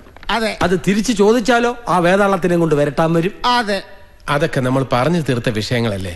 പപ്പേട്ടന്റെ സ്വഭാവം പൊറിഞ്ചുവേട്ടന് അറിയാലോ. നിന്റെ വീടിനും സ്ഥലത്തിനും കൂടി എന്ത് വില വരും? ചുരുങ്ങിയത് ഒരു 10 ലക്ഷമെങ്കിലും കിട്ടണ്ടേ? കോപ്പ് കിട്ടും. ഏറിയാലോ ഒരു 5 ലക്ഷം രൂപ. 5 ലക്ഷോ? എടോ, ഈ മറ്റേ സാധനം വന്നോണ്ട് ഇപ്പൊ ഒന്നിനൊരു വിലയില്ലടോ. മറ്റേ സാധനോ? അമേരിക്കക്കാരന്റെ ഒരു സാധനം ഉണ്ടല്ലോ. എന്താ അതിന്റെ പേര്? മാന്യം. ഈ മാന്യം ഒന്നും നമ്മുടെ നാടിനെ ബാധിച്ചിട്ടില്ല. ആര് പറഞ്ഞു? ഈയിടെ കല്യാണം കഴിച്ച പെണ്ണിനെയും ചെറുക്കനെയും വരെ ബാധിച്ചു മാന്യം. ഇത് ഈ മാന്യം കാരണം മുതലാളിയുടെ പെമ്പറന്നൊരു സിസിലി കൊച്ചമ്മ രാവിലെ എഴുന്നേക്കുന്നതിന് 10 മണിക്കാ. 10:30. അതെ. ഈ കൊച്ചമ്മ എഴുന്നേക്കുന്നത് നമ്മുടെ ഇടപാടുമായിട്ട് എന്താ? അതൊക്കെ പോട്ടെ. നീ ഉദ്ദേശിക്കുന്ന പോലെ ആ വീടിന് 10 ലക്ഷം ഒന്നും കിട്ടത്തില്ല. ഏറിയ 5 ലക്ഷം. അത്യാവശ്യക്കാരനായതുകൊണ്ട് ഇങ്ങനെ ഇടിച്ച് താഴ്ത്തരുത്. എന്റെ നിവൃത്തികേട് കൊണ്ടാ. ഒരു വിലപേശല് വേണ്ട. 6 ലക്ഷം രൂപയ്ക്ക് ഞാൻ സമ്മതിക്കാം. എന്ത് പറയുന്നു ചാപ്പി? നമ്മുടെ സുധീൻ തന്നെയല്ലേ മുതലാളി, കൊടുത്തേര് പാവം. ശരി, ഇതെല്ലാം ഒപ്പിട്ട് തന്നേക്ക്. ഞാൻ ഒപ്പിട്ട് തന്ന ഡോക്യുമെന്റ്സ് എല്ലാം ഇവിടെ ഇരിക്കല്ലേ മുതലാളി? അപ്പൊ ഈ തരാൻ പോകുന്ന 1 ലക്ഷം രൂപയ്ക്ക് ആരും ഒന്ന് ഒപ്പിടും? ചത്തുവതിന്റെ തന്ത ഒന്ന് ഒപ്പിടുമോ? അതെ. ആദ്യം വാങ്ങിയ മുതലും പലിശയും ചേർത്ത് 3 ലക്ഷം രൂപ. അപ്പൊ ആകെ 4 ലക്ഷം രൂപ. വീടിനും പറമ്പിനും പറഞ്ഞുറപ്പിച്ച 6 ലക്ഷത്തിൽ ബാക്കി 2 ലക്ഷം എന്ന് തീർന്നു നടക്കുന്നു. അന്ന് ഞാൻ നിനക്ക് തരും. അതെ.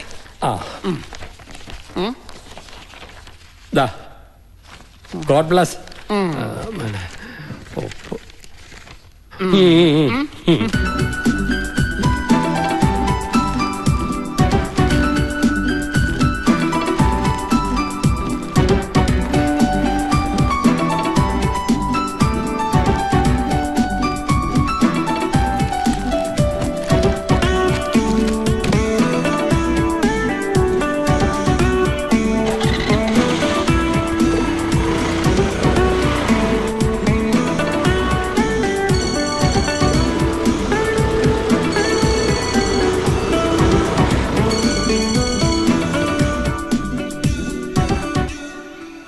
ഹലോ റഫീഖ്.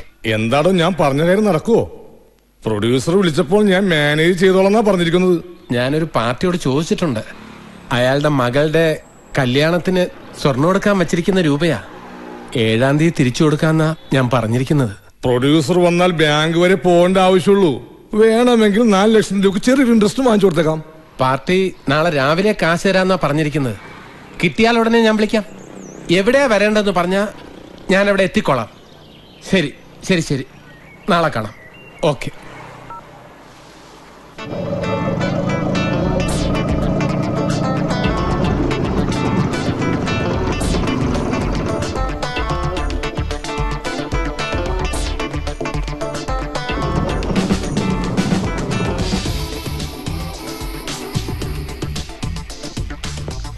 ഈ പൂൾ സൈഡ് എവിടെയാണ്? അവിടെ. Thank you.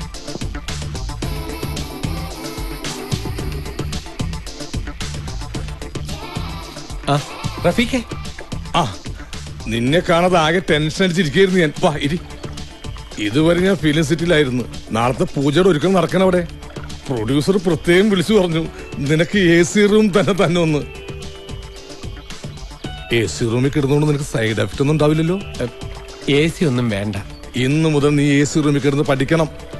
AC റൂമിൽ കിടന്നില്ലെങ്കിലേ നമ്മൾ ആർക്കൊരു വില ഉണ്ടാവില്ല.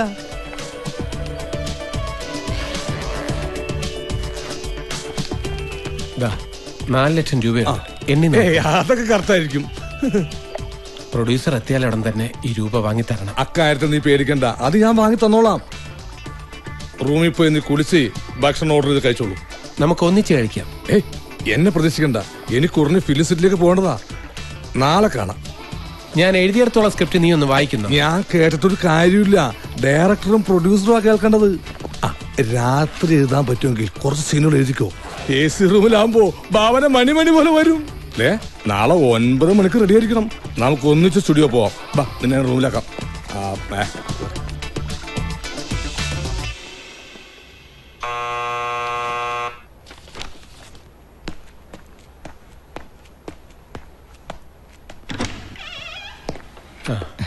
റഫീഖിന് ചായ കൊടുത്തോ? റഫീഖ് സാർ ഇന്നലെ തന്നെ റൂം വെക്കേറ്റ് ചെയ്ത് പോയല്ലോ സാർ. ഫിലിം സിറ്റിയിലേക്ക് പോയതാണ്? അതറിയില്ല സാർ.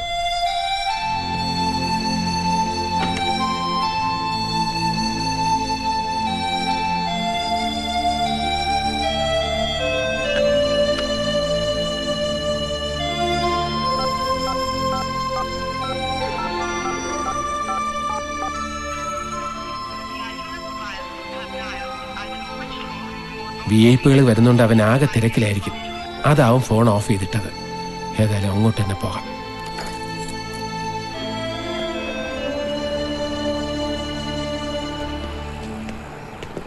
എക്സ്ക്യൂസ് മീ സർ, ഇവിടെ ഒരു പുതിയ പടത്തിന്റെ പൂജ നടക്കുന്ന എവിടെയാണ്? പൂജയോ? ആ, ഡയറക്ടർ ശ്യാം സുന്ദർ സാറിന്റെ പുതിയ പടം. ഇവിടെ അങ്ങനെ പൂജയ്ക്ക് വേണ്ടി ആരും ബുക്ക് ചെയ്തിട്ടില്ല. നിങ്ങൾക്ക് സ്ഥലം മാറിപ്പോയതാവും. നിങ്ങൾ അടുത്ത വിസ്മയം ഒന്ന് അന്വേഷിച്ച് നോക്കൂ.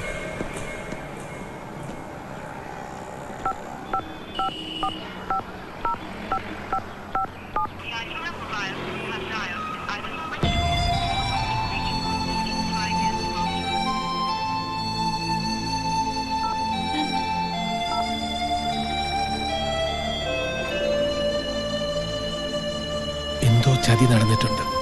ഇനി 4 ലക്ഷം രൂപയും കൊണ്ടാവും മുങ്ങിയതായിരിക്കും.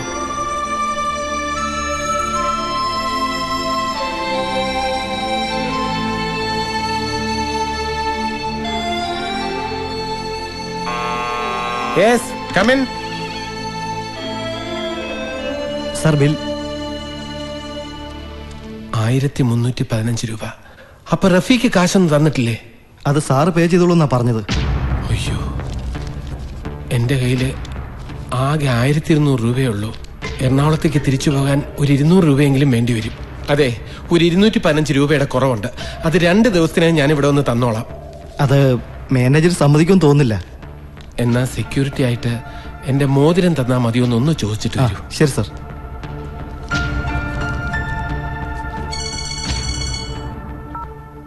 ഹലോ സുധേട്ടാ, ഞാനാ. പൂജ എങ്ങനെ ഉണ്ടായിരുന്നു? മമ്മൂട്ടി മോഹൻലാലും ഒക്കെ വന്നിരുന്നോ? ആ, എല്ലാവരും ഉണ്ടായിരുന്നു. സുധേട്ടൻ എല്ലാവരുമായി പരിചയപ്പെട്ടോ? ആ, പരിചയപ്പെട്ടു. ഈശ്വര, എനിക്കും കൂടി വരായിരുന്നു അല്ലേ? നീ വരാതിരുന്നത് നന്നായി. ഇവിടെ ആകെ തിക്കും തിരക്കുമായിരുന്നു. എന്താ സുധേട്ടന് ഒരു സന്തോഷമില്ലാത്തതുപോലെ? ശബ്ദത്തിലൊരു പതർച്ച. ഏയ്, കുഴപ്പമൊന്നുമില്ല. ഫോണിന്റെ ആയിരിക്കും. എന്നാ ഞാനൊരു സന്തോഷ വാർത്ത പറയട്ടെ. എന്താ? നമ്മുടെ സംശയം ക്ലിയറായി. സുധേട്ടനൊരു അച്ഛനാവാൻ പോകുന്നു.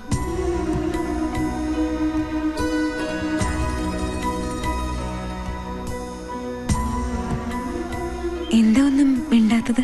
ഏയ്, ഒന്നുമില്ല. ഈ സമയത്ത് ഞാൻ നിന്റെ അടുത്ത് ഇല്ലാതായി പോയല്ലോ എന്ന് ആലോചിക്കുകയായിരുന്നു. ഞാൻ ഉടൻ തന്നെ അങ്ങോട്ട് പുറപ്പെടാം. ശരി ശരി.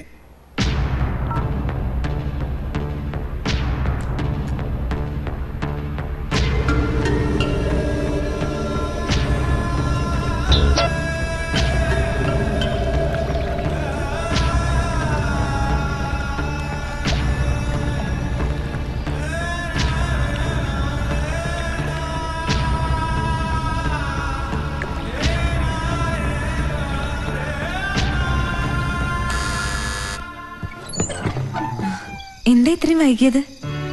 കൊല്ലം കഴിഞ്ഞപ്പോ ഒരു സ്ഥലത്ത് ട്രെയിൻ പിടിച്ചിട്ടു. ഏതോ ഗുഡ്സ് പാളം തെറ്റിയെന്ന് 2 മണിക്കൂർ ചൂടത്ത് അവിടെ ഇരുന്ന് നരകിച്ചു. സുധേട്ടാ, ചോറെടുക്കട്ടെ? വേണ്ട, ഞാൻ കഴിച്ചതാ. വല്ലാത്ത ക്ഷീണം. ഞാനൊന്ന് കിടക്കട്ടെ. നീ വല്ലതും കഴിച്ചോ? കഴിച്ചു. കുറച്ചു നേരം ഞാൻ കാത്തിരുന്നു. പിന്നെ വിശന്നപ്പോ എടുത്ത് കഴിച്ചു. വിശന്നിരിക്കുന്നത് ഞാൻ മാത്രമല്ലല്ലോ, എന്റെ കൂടെ വേറൊരാൾ കൂടി ഉണ്ടല്ലോ. സുധേട്ടൻ എന്തേലും മറന്നോ? ഇല്ല. എന്താ? ഞാനൊരു സന്തോഷ വാർത്ത അറിയിച്ചിട്ട് എനിക്ക് മധുരം ഒന്നും കൊണ്ടുവന്നില്ലേ? ഞാന് എറണാകുളത്ത് എത്തുമ്പോ വാങ്ങാന്ന് കരുതി. ട്രെയിൻ ലേറ്റായി. കടകളെല്ലാം അടച്ചുപോയി. നാളെ രാവിലെ വാങ്ങാം. എനിക്കൊരു ഗ്ലാസ് തണുത്ത വെള്ളം എടുത്തേ.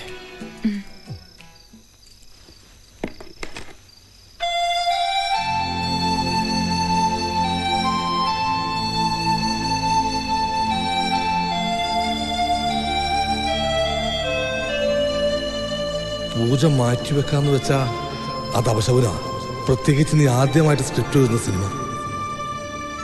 പൂജ നടക്കാതെ പോയാൽ നീ രാശിയില്ലാത്തവനാണെന്ന് ഇൻഡസ്ട്രി മുഴുവൻ താക്കാവും.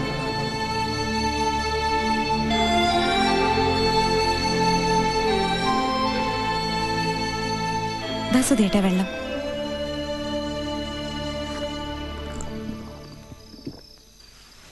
എന്തു പറ്റി സുധേട്ടന്? ഏയ്, ഒന്നുമില്ല. ആകെ ഒരു വല്ലായ്മ. നല്ല ക്ഷീണമുണ്ട്. ആ ലൈറ്റ് ഓഫ് ചെയ്തോളൂ.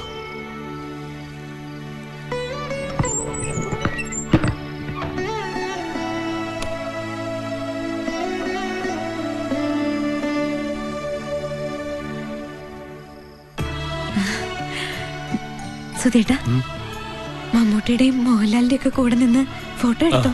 എടുത്തു. ആ ഫോട്ടോ നമുക്കിവിടെ ഫ്രെയിം ചെയ്ത് വെക്കണം. വയ്ക്കാം. ആ സുധേട്ടാ, ബാക്കി വിശേഷങ്ങളൊക്കെ നാളെ രാവിലെ പറയാം. ശരി.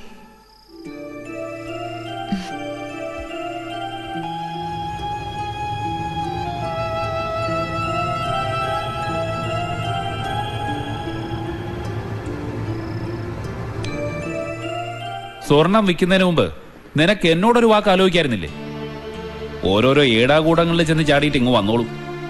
റഫീഖിനെ എനിക്ക് നേരത്തെ പരിചയമുള്ളതാ. അവനല്ലേ ഡയറക്ടറെയും ക്യാമറാമാനെയും ഒക്കെ എനിക്ക് പരിചയപ്പെടുത്തി തന്നത്. ആദ്യമായിട്ടൊരു അവസരം കിട്ടുമ്പോ അത് മുടങ്ങിപ്പോകണ്ടെന്ന് കരുതിയ അവൻ ഇങ്ങനെ ചതിക്കുമെന്ന് ഞാൻ അറിഞ്ഞോ? പൂജ നടത്താൻ പോലും കയ്യിൽ കൂറയില്ലാത്തവനാ ലക്ഷങ്ങൾ മുടക്കി സിനിമ പിടിക്കാൻ പോകുന്നത്. എന്തായാലും അവനെ വിടരുത്. പോലീസിലൊരു കംപ്ലൈന്റ് കൊടുക്കാം. അത് വേണ്ട. പോലീസിനെ അറിയിച്ച അമ്മയും ശ്രീജയും ചേട്ടനും ഒക്കെ അറിയും. നീ ഒന്ന് സമാധാനിക്ക്. കൂവപ്പാടത്ത് അവന്റെ വീട്ടിൽ പോയി നമുക്കൊന്ന് അന്വേഷിക്കാം. അവൻ എവിടെയുണ്ടെന്ന് അവന്റെ വീട്ടുകാർക്ക് അറിയാതിരിക്കില്ലല്ലോ. അവനല്ലേ ഇവിടെ? ആ ഉണ്ടല്ലോ. സുധി, നീ ഇരിക്കെ, ഞാൻ കുടിക്കാൻ എന്തെങ്കിലും എടുക്കാം. വേണ്ടമ്മേ. 2 ദിവസം മുമ്പ് നീ ജുവലറി പോയി സ്വർണം വിറ്റോ?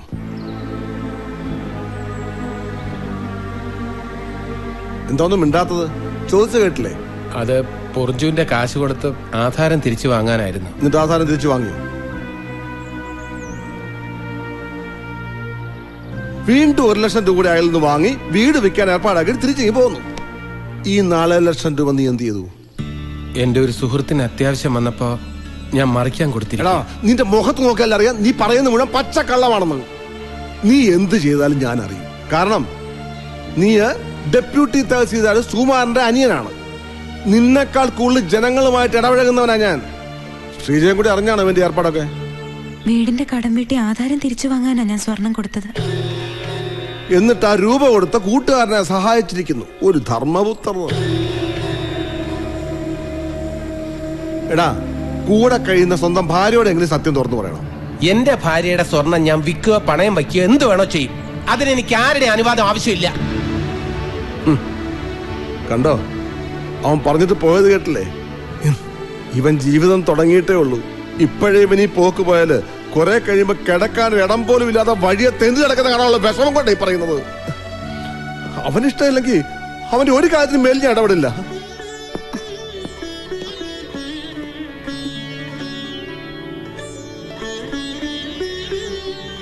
ഇവിടെ വന്ന് സങ്കടപ്പെട്ട് കിടക്ക. ഉപദേശിക്കാനും ശാസിക്കാനും ഒക്കെ ഒരേട്ടൻ ഉണ്ടാവുമെന്ന് വെച്ചാ അതൊരു ഭാഗ്യ. അതിൽ വിഷമിക്കാനൊന്നുമില്ല. കൂട്ടുകാരനൊരാപത്ത് വരുമ്പോ സഹായിക്കുന്നതിൽ ഞാൻ ഒരു തെറ്റും കാണുന്നില്ല. പിന്നെ ഒരു കാര്യത്തിൽ എനിക്ക് പ്രയാസമുള്ളൂ. എന്തിനാ എന്നോട് കള്ളം പറഞ്ഞത്?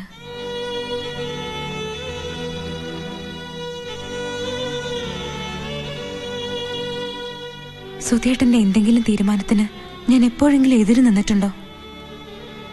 സുധേട്ടനെ അനുസരിക്കാനല്ലാതെ ധിക്കരിക്കാൻ എനിക്കറിയില്ല. സുധേട്ടൻ വിഷമിക്കൊന്നും വേണ്ട. കൂട്ടുകാരന് കൊടുത്ത പൈസ തിരിച്ചു കിട്ടുമ്പോ പൊറിഞ്ചുവിന്റെ കടം തീർത്ത് ആധാരം തിരിച്ചു വാങ്ങാലോ. ഞാൻ പറഞ്ഞത് മുഴുവൻ കള്ളവാ. നിന്റെ സ്വർണം വിറ്റ് കിട്ടിയ പണം ഞാൻ കൊടുത്തത് ആ റഫീഖിന്. അവൻ നമ്മളെ ചതിച്ചു. സുധേട്ടാ, അവൻ എന്റെ രൂപയുമായി മുങ്ങി. അവൻ പറഞ്ഞത് മുഴുവൻ കളവായിരുന്നു. അവൻ എന്നെ ശരിക്കും ചീറ്റിയായിരുന്നു ശ്രീജയ്. നമ്മുടെ വീടും സ്വർണവും എല്ലാം പോയി. നിന്റെ അച്ഛനും അമ്മയും ഇതറിയുമ്പോ ഞാൻ അവരോട് എന്ത് സമാധാനം പറയും?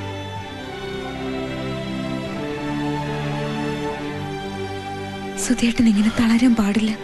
തിരുവനന്തപുരത്ത് ഹോട്ടൽ ബില്ല് സെറ്റിൽ ചെയ്യാൻ കാശ് തികയാത്തതുകൊണ്ട് എന്റെ മോതിരം വരെ ഊരിക്കൊടുക്കേണ്ടി വന്നു. സ്വർണം നമുക്ക് ഇനിയും ഉണ്ടാക്കാം. കുടുംബജീവിതത്തിൽ ഏറ്റവും അധികം വേണ്ടത് സ്നേഹവും സന്തോഷവും സമാധാനവും. അതൊന്നുമില്ലെങ്കിൽ സ്വർണം ശരീരത്തിനൊരു ഭാരം മാത്രമായിരിക്കും. സ്വർണത്തേക്കാൾ ഞാൻ വിലമതിക്കുന്നത് സുധേട്ടന്റെ സ്നേഹവും.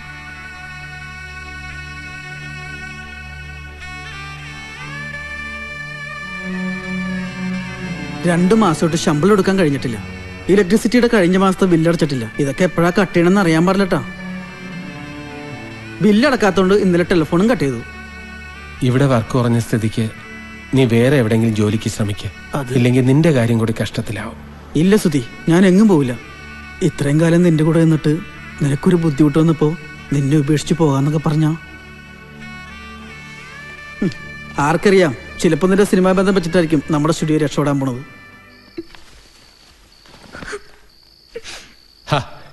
എന്താ ഇത്? പ്രസവത്തിനായിട്ട് സ്വന്തം വീട്ടിൽ പോകുമ്പോ ആരെങ്കിലും ഇങ്ങനെ കരയോ? ഇനി എത്ര മാസം കഴിഞ്ഞ് ഇങ്ങോട്ട് വരികയെന്ന് ഓർത്തപ്പോ അറിയാതെ കരഞ്ഞു പോയത്. അതിന് അത്ര ദൂരത്തേക്കൊന്നും അല്ലല്ലോ ശ്രീജ പോകുന്നത്. കാരണമെന്ന് തോന്നിയാ 1 മണിക്കൂറിനകം എനിക്ക് അവിടെ എത്താലോ. ഞാൻ പോയി കഴിഞ്ഞാ ദിവസം എന്നെ കാണാൻ വരില്ലേ? അതൊന്നും ശരിയാവില്ല. ഭാര്യയെ പിരിഞ്ഞ് 1 നിമിഷം പോലും ഇരിക്കാൻ കപ്പാസിറ്റി ഇല്ലാത്തവനാണ് ഞാനെന്ന് നിന്റെ വീട്ടുകാർ തെറ്റിദ്ധരിക്കില്ലേ? നല്ല ഭർത്താക്കന്മാരൊക്കെ അങ്ങനെയാ. നിന്റെ സ്വർണം എവിടെയെന്ന് അച്ഛനും അമ്മയും ചോദിച്ചാൽ എന്തു പറയും? അതോർത്ത് ടെൻഷൻ അടിക്കണ്ട. സ്വർണം ബാങ്ക് ലോക്കറിലാണെന്ന് ഞാൻ പറഞ്ഞോളാം. പിന്നൊരു കാര്യം, ഞാനില്ലാത്ത സമയത്ത് അമ്മയുടെ വഴക്കിനൊന്നും നിൽക്കരുത്. അമ്മ പാവ. ഡോണ്ട് വറി മാഡം, എല്ലാം ഞാൻ മാനേജ് ചെയ്തോളാം.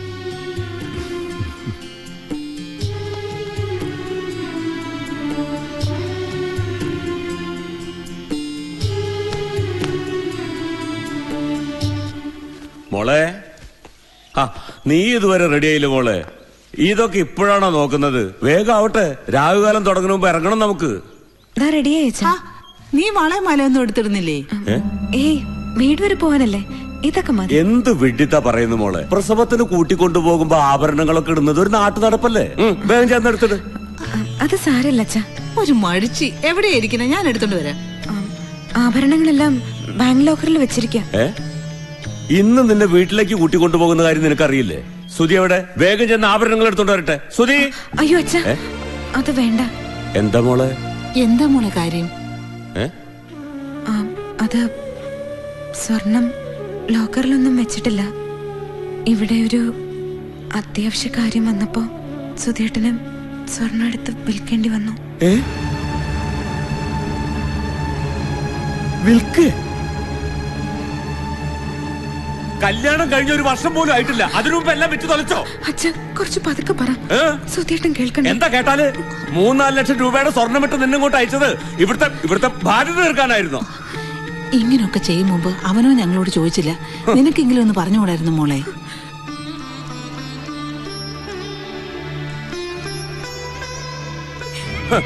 കല്യാണം കഴിഞ്ഞ പിന്നെ ബന്ധു വീട്ടിലൊന്ന് വന്നു നിൽക്കുന്നത് അവന് വലിയ നാണക്കേടാ. കെട്ടിയ പെണ്ണിന്റെ സ്വർണം മുഴുവൻ എടുത്തു നിൽക്കുന്നതിൽ ഒരു നാണക്കേടില്ല. എന്തിനാ വിറ്റെന്നൊന്നും അറിയണമല്ലോ. ചോദിച്ചും പറഞ്ഞു ഒരു മുഷിച്ചിലുണ്ടാക്കണ്ട, നമുക്ക് പോവാൻ നോക്കാം. ഏയ്, അത് ശരിയാവില്ലല്ലോ. ഇവൾ പറയുന്ന പോലെ തന്നെയാണോ കാര്യങ്ങളെന്ന് എനിക്കൊന്ന് അറിയണമല്ലോ. നീ ഇതിൽ ഇടപെടണ്ട. ശരി, അങ്ങനെ ആയിക്കോട്ടെ. എന്താ സുധി കേൾക്കുന്നത്? ശ്രീജയുടെ സ്വർണം മുഴുവൻ നീ എടുത്ത് വിറ്റോ? അതിന് മാത്രം എന്ത് ബുദ്ധിമുട്ട് അവിടെ ഉണ്ടായത്? വളയും മാലയൊന്നും ഇല്ലാതെ അവളവിടെ ചെന്ന് കയറിയാലേ അവിടെ ഉള്ളവർ ചോദിക്കും. അപ്പൊ അതിന് നാണക്കേട് ഞങ്ങൾക്കല്ല, നിനക്ക് തന്നെയാ. അത്ര വലിയ പണക്കാരൊന്നല്ലെങ്കിലും അന്തസ്സായിട്ട് അവളെ അങ്ങോട്ട് ഇറക്കി വിട്ടത്. ആ അന്തസ് ഞങ്ങൾ തിരിച്ചു പ്രതീക്ഷിച്ചു. ഞാൻ പറയുന്നതിൽ വല്ല തെറ്റുണ്ടോ സുകുമാര? എനിക്കിതേ പറ്റിയൊന്നും അറിയില്ല. പിന്നൊരു കാര്യം, പ്രസവം കഴിഞ്ഞ് കൂട്ടിക്കൊണ്ടുവരാൻ വരുമ്പോഴേ നീ വിറ്റ് തൊലച്ച അത്രയും തന്നെ ആഭരണം വാങ്ങിക്കൊണ്ടുവന്നാലേ എന്റെ മോളെ ഞാൻ ഇങ്ങോട്ട് പറഞ്ഞുവിടൂ. ഈ കരാറൊന്നും വിവാഹ സമയത്തുണ്ടായിരുന്നില്ലല്ലോ. ധിക്കാരത്തിനൊരു കുറവുമില്ല. ഭാര്യ വീട്ടിൽ നിന്ന് കിട്ടുന്ന സ്വർണം മുഴുവൻ വിറ്റ് ദീപാവലി കുളിക്കുന്ന സമ്പ്രദായമൊന്നും ഞങ്ങളുടെ തറവാട്ടിലില്ല. എന്തിനാ വേണ്ടാത്ത കാര്യമൊക്കെ പറയുന്നത്? അത് ശരി, അനിയന് തെമ്മാടത്തിന് സുഖം കൂട്ടിക്ക. വാ മോളെ, നമുക്കിറങ്ങാം. അങ്ങനെ വ്യവസ്ഥ വെച്ച് ശ്രീജ ഇവിടുന്ന് കൂട്ടിക്കൊണ്ടു പോകണ്ട. ആദ്യത്തെ പ്രസവം പെണ്ണിന്റെ വീട്ടിൽ വെച്ച് വേണമെന്ന് നിയമമൊന്നും ഇല്ലല്ലോ. അത് നീ മാത്രം അങ്ങ് തീരുമാനിച്ചാ പോരല്ലോ. വാ മോളെ, നമുക്കിറങ്ങാം. ഇല്ലച്ചാ, ഞാൻ വരുന്നില്ല. നല്ലപോലെ ആലോചിച്ചിട്ടാണോ നീ പറയുന്നത്? ഇക്കാര്യത്തിൽ സുധേട്ടൻ പറയുന്നതിനപ്പുറം ഞാൻ നിൽക്കില്ല. ഓഹോ, ഇതുപോലെ ഒരു ലക്ഷ്യബോധവും ഇല്ലാതെ തെണ്ടി നടക്കുന്ന ഒരുത്തന്റെ കൂടെ അധിക കാലമൊന്നും എന്റെ മോള് സുഖമായിട്ട് ജീവിക്കാമെന്ന് കരുതണ്ട. ഓർത്തോ, നീ ഇതിന് ഒരുപാട് അനുഭവിക്കേണ്ടി വരും. വാ വാളിയ. അല്ല,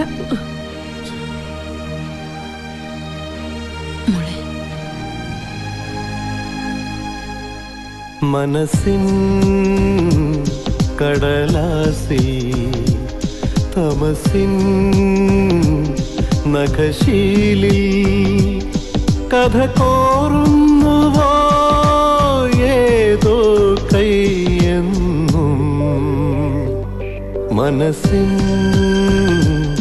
കടലാസിൽ തമസിൻ നഖശീലിൽ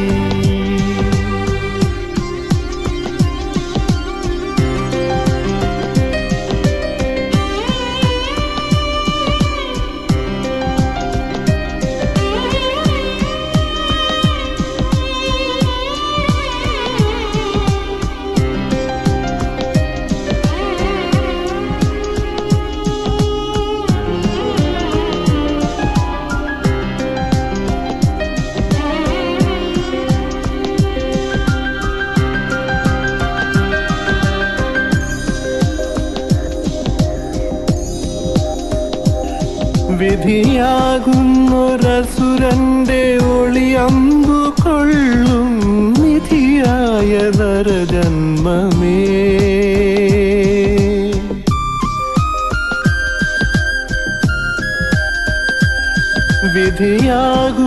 വിധിയാകുന്നൊരസുരന്റെ ഒളിയമ്പു കൊള്ളും നിധിയായ നരജന്മമേ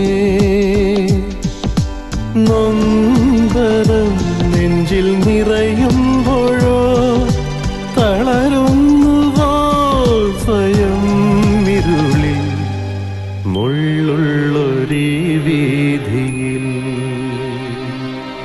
നീറുന്നൊരീ യാത്രയിൽ മനസ്സിൻ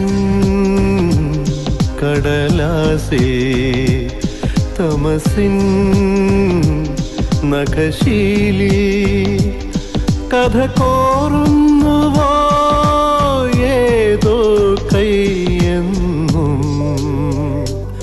മനസ്സിൻ കടലാസിൻ തമസിൻ നഖശീലി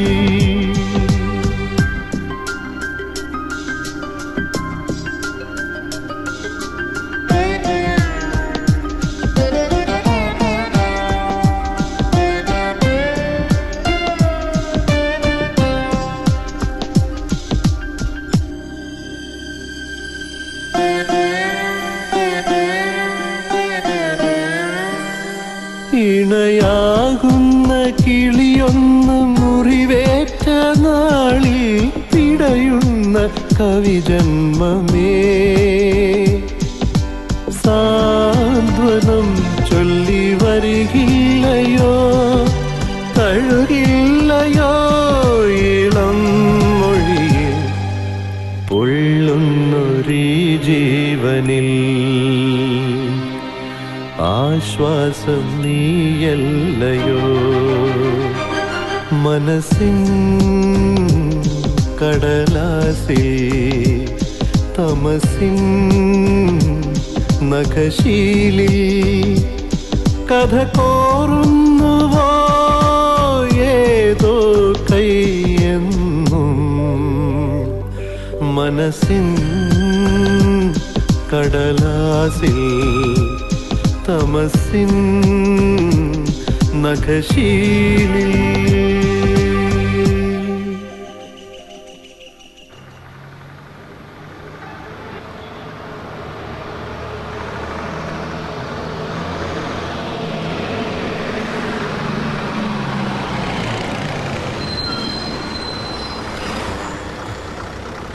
ഉറങ്ങിപ്പോയല്ലേ സുന്ദര എറണാകുളം എത്തി എത്തിയാ നല്ല ഗോൾഡ് സ്വപ്നം കണ്ടോണ്ട് കിടക്കായിരുന്നു നീ വന്ന് വിളിച്ചതും അത് ഫോക്കസ് ഔട്ടായി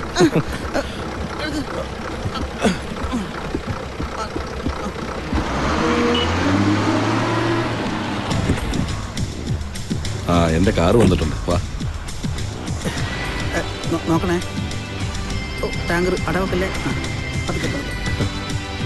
ഒന്ന് പൊക്കോട്ടെ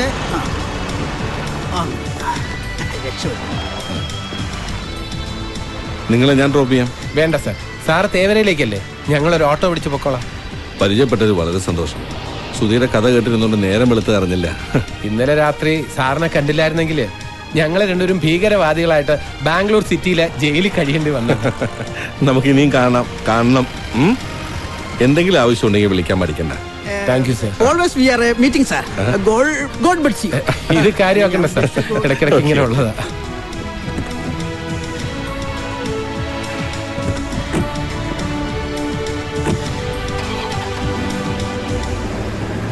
ഓട്ടോ ഓട്ടോ.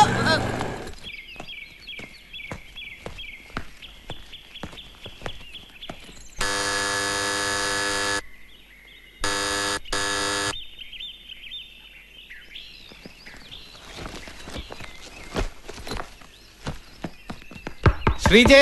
സുധീന്ദ്ര, അവരവിടെ ഇല്ല. രാവിലെ ഒരു തലകറക്കം വന്ന് ശ്രീജയെ ആശുപത്രി കൊണ്ടുപോയി. അമ്മേ, ശ്രീജ. മോനെ, അവളെ ഐസിയുലേക്ക് മാറ്റി. നീ വന്ന ഉടനെ ഡോക്ടർ ചെന്ന് കാണാൻ പറഞ്ഞു. യൂട്രസ് റപ്ചറായി, നല്ല ബ്ലീഡിംഗും ഉണ്ട്. ഒരു എമർജൻസി ഓപ്പറേഷൻ വേണ്ടിവരും. ഒരു 50,000 റെംറ്റ് ചെയ്യണം. ഹലോ, ഓറിയന്റൽ സ്റ്റുഡിയോ അല്ലേ? ഞാൻ സുധിയ. പപ്പേട്ടനില്ലേ അവിടെ? ഒരാഴ്ച കഴിയോ? ഏയ്, ഒന്നുമില്ല. എന്തെങ്കിലും ആവശ്യം ഉണ്ടെങ്കിൽ വിളിക്കാൻ പഠിക്കണ്ട.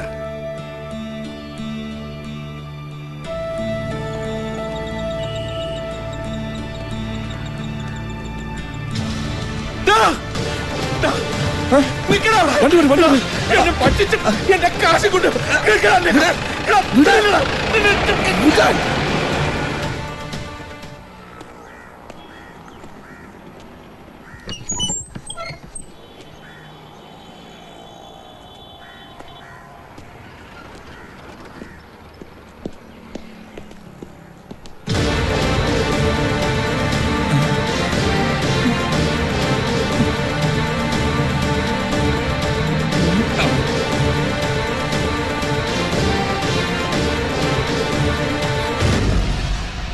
സുധി. സർ, ആ റഫീഖ്, ഞാൻ പറഞ്ഞില്ലേ എന്റെ 4 ലക്ഷം രൂപ തട്ടിയെടുത്തെന്ന്. റിലാക്സ്. റഫീഖേ. ഏയ്, സുധിക്ക് ഇങ്ങനെയൊക്കെ സംഭവിക്കാൻ കാരണം റഫീഖല്ല, ഞാനാണ്. അതേ സുധി, ഒരു ക്രിട്ടിക്കൽ മൂവ്മെന്റിൽ എന്നെ രക്ഷിക്കാൻ വേണ്ടിയാണ് സുധിയുടെ കയ്യിൽ നിന്ന് 4 ലക്ഷം രൂപ റഫീഖ് എനിക്ക് വാങ്ങി തന്നത്. വിശ്വാസം വരുന്നില്ലല്ലേ? Quite natural. 5-6 മാസങ്ങൾക്ക് മുമ്പ് ഞാനൊരു പടം പ്രൊഡ്യൂസ് ചെയ്തിരുന്നു. അതിന്റെ റിലീസിങ്ങിനോടനുബന്ധിച്ച് എനിക്ക് കുറച്ച് രൂപയുടെ ഷോർട്ടേജ് ഉണ്ടായിരുന്നു. അന്ന് എന്നെ രക്ഷിക്കാൻ വേണ്ടിയാണ് റഫീഖിന് അങ്ങനെ ഒരു നാടകം കളിക്കേണ്ടി വന്നത്. ആ പടം കറക്റ്റ് ഡേറ്റിൽ റിലീസ് ചെയ്യാൻ കഴിഞ്ഞില്ലായിരുന്നുവെങ്കിൽ എനിക്ക് ലക്ഷങ്ങളുടെ നഷ്ടം ഉണ്ടാവുമായിരുന്നു. ഒരു സൂയിസൈഡിന്റെ ഘട്ടത്തിൽ നിന്ന് എന്നെ ജീവിതത്തിലേക്ക് തിരിച്ചു കൊണ്ടുവന്നത് റഫീഖാണ്. സുധിക്ക് വളരെയേറെ ബുദ്ധിമുട്ടുകളും വിഷമങ്ങളും ഉണ്ടായിട്ടുണ്ടെന്ന് ഞങ്ങൾക്കറിയാം. ഇന്നലെ ബസ്സിൽ വെച്ച് സുധിയുടെ അനുഭവസാക്ഷ്യം കേട്ടപ്പോൾ ആ കഥയിലെ വില്ലൻ ഞാനാണെന്നറിഞ്ഞിട്ടും സുധിയോട് കുറ്റം ഏറ്റു പറയാതിരുന്നത് ഒരു പ്രശ്ന പരിഹാരം മനസ്സിൽ കണ്ടുകൊണ്ടായിരുന്നു. റഫീഖെ, മനസ്സിൽ ഒരുപാട് നന്മയുള്ളവനാ റഫീഖ്. അവനോട് സുധിക്ക് വിരോധമൊന്നും തോന്നരുത്.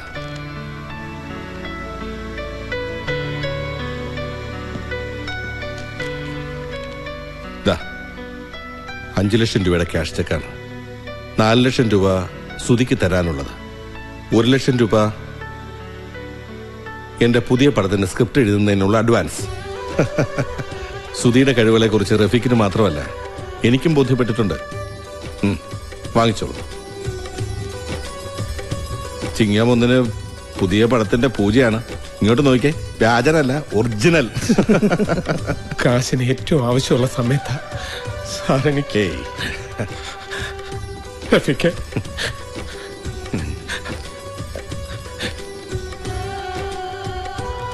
104 ശ്രീജ സുധീന്ദ്രന്റെ ഓപ്പറേഷന്റെ എമൗണ്ടാ. അത് സുകുമാരൻ സാർ അടച്ചല്ലോ. അടച്ചോ?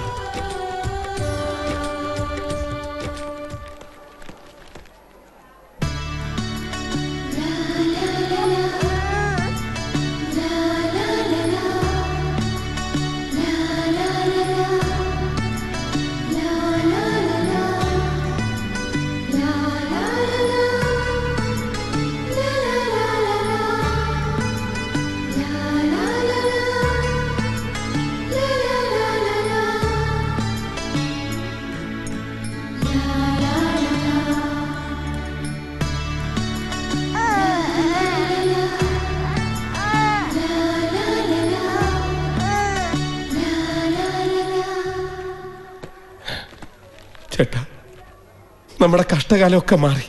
നഷ്ടപ്പെട്ട കാശെല്ലാം എനിക്ക് തിരിച്ചു കിട്ടി. അതുകൂടാതെ ആദ്യത്തെ സ്ക്രിപ്റ്റിന് അഡ്വാൻസ് ആയിട്ട് 1,00,000 രൂപയും കിട്ടി.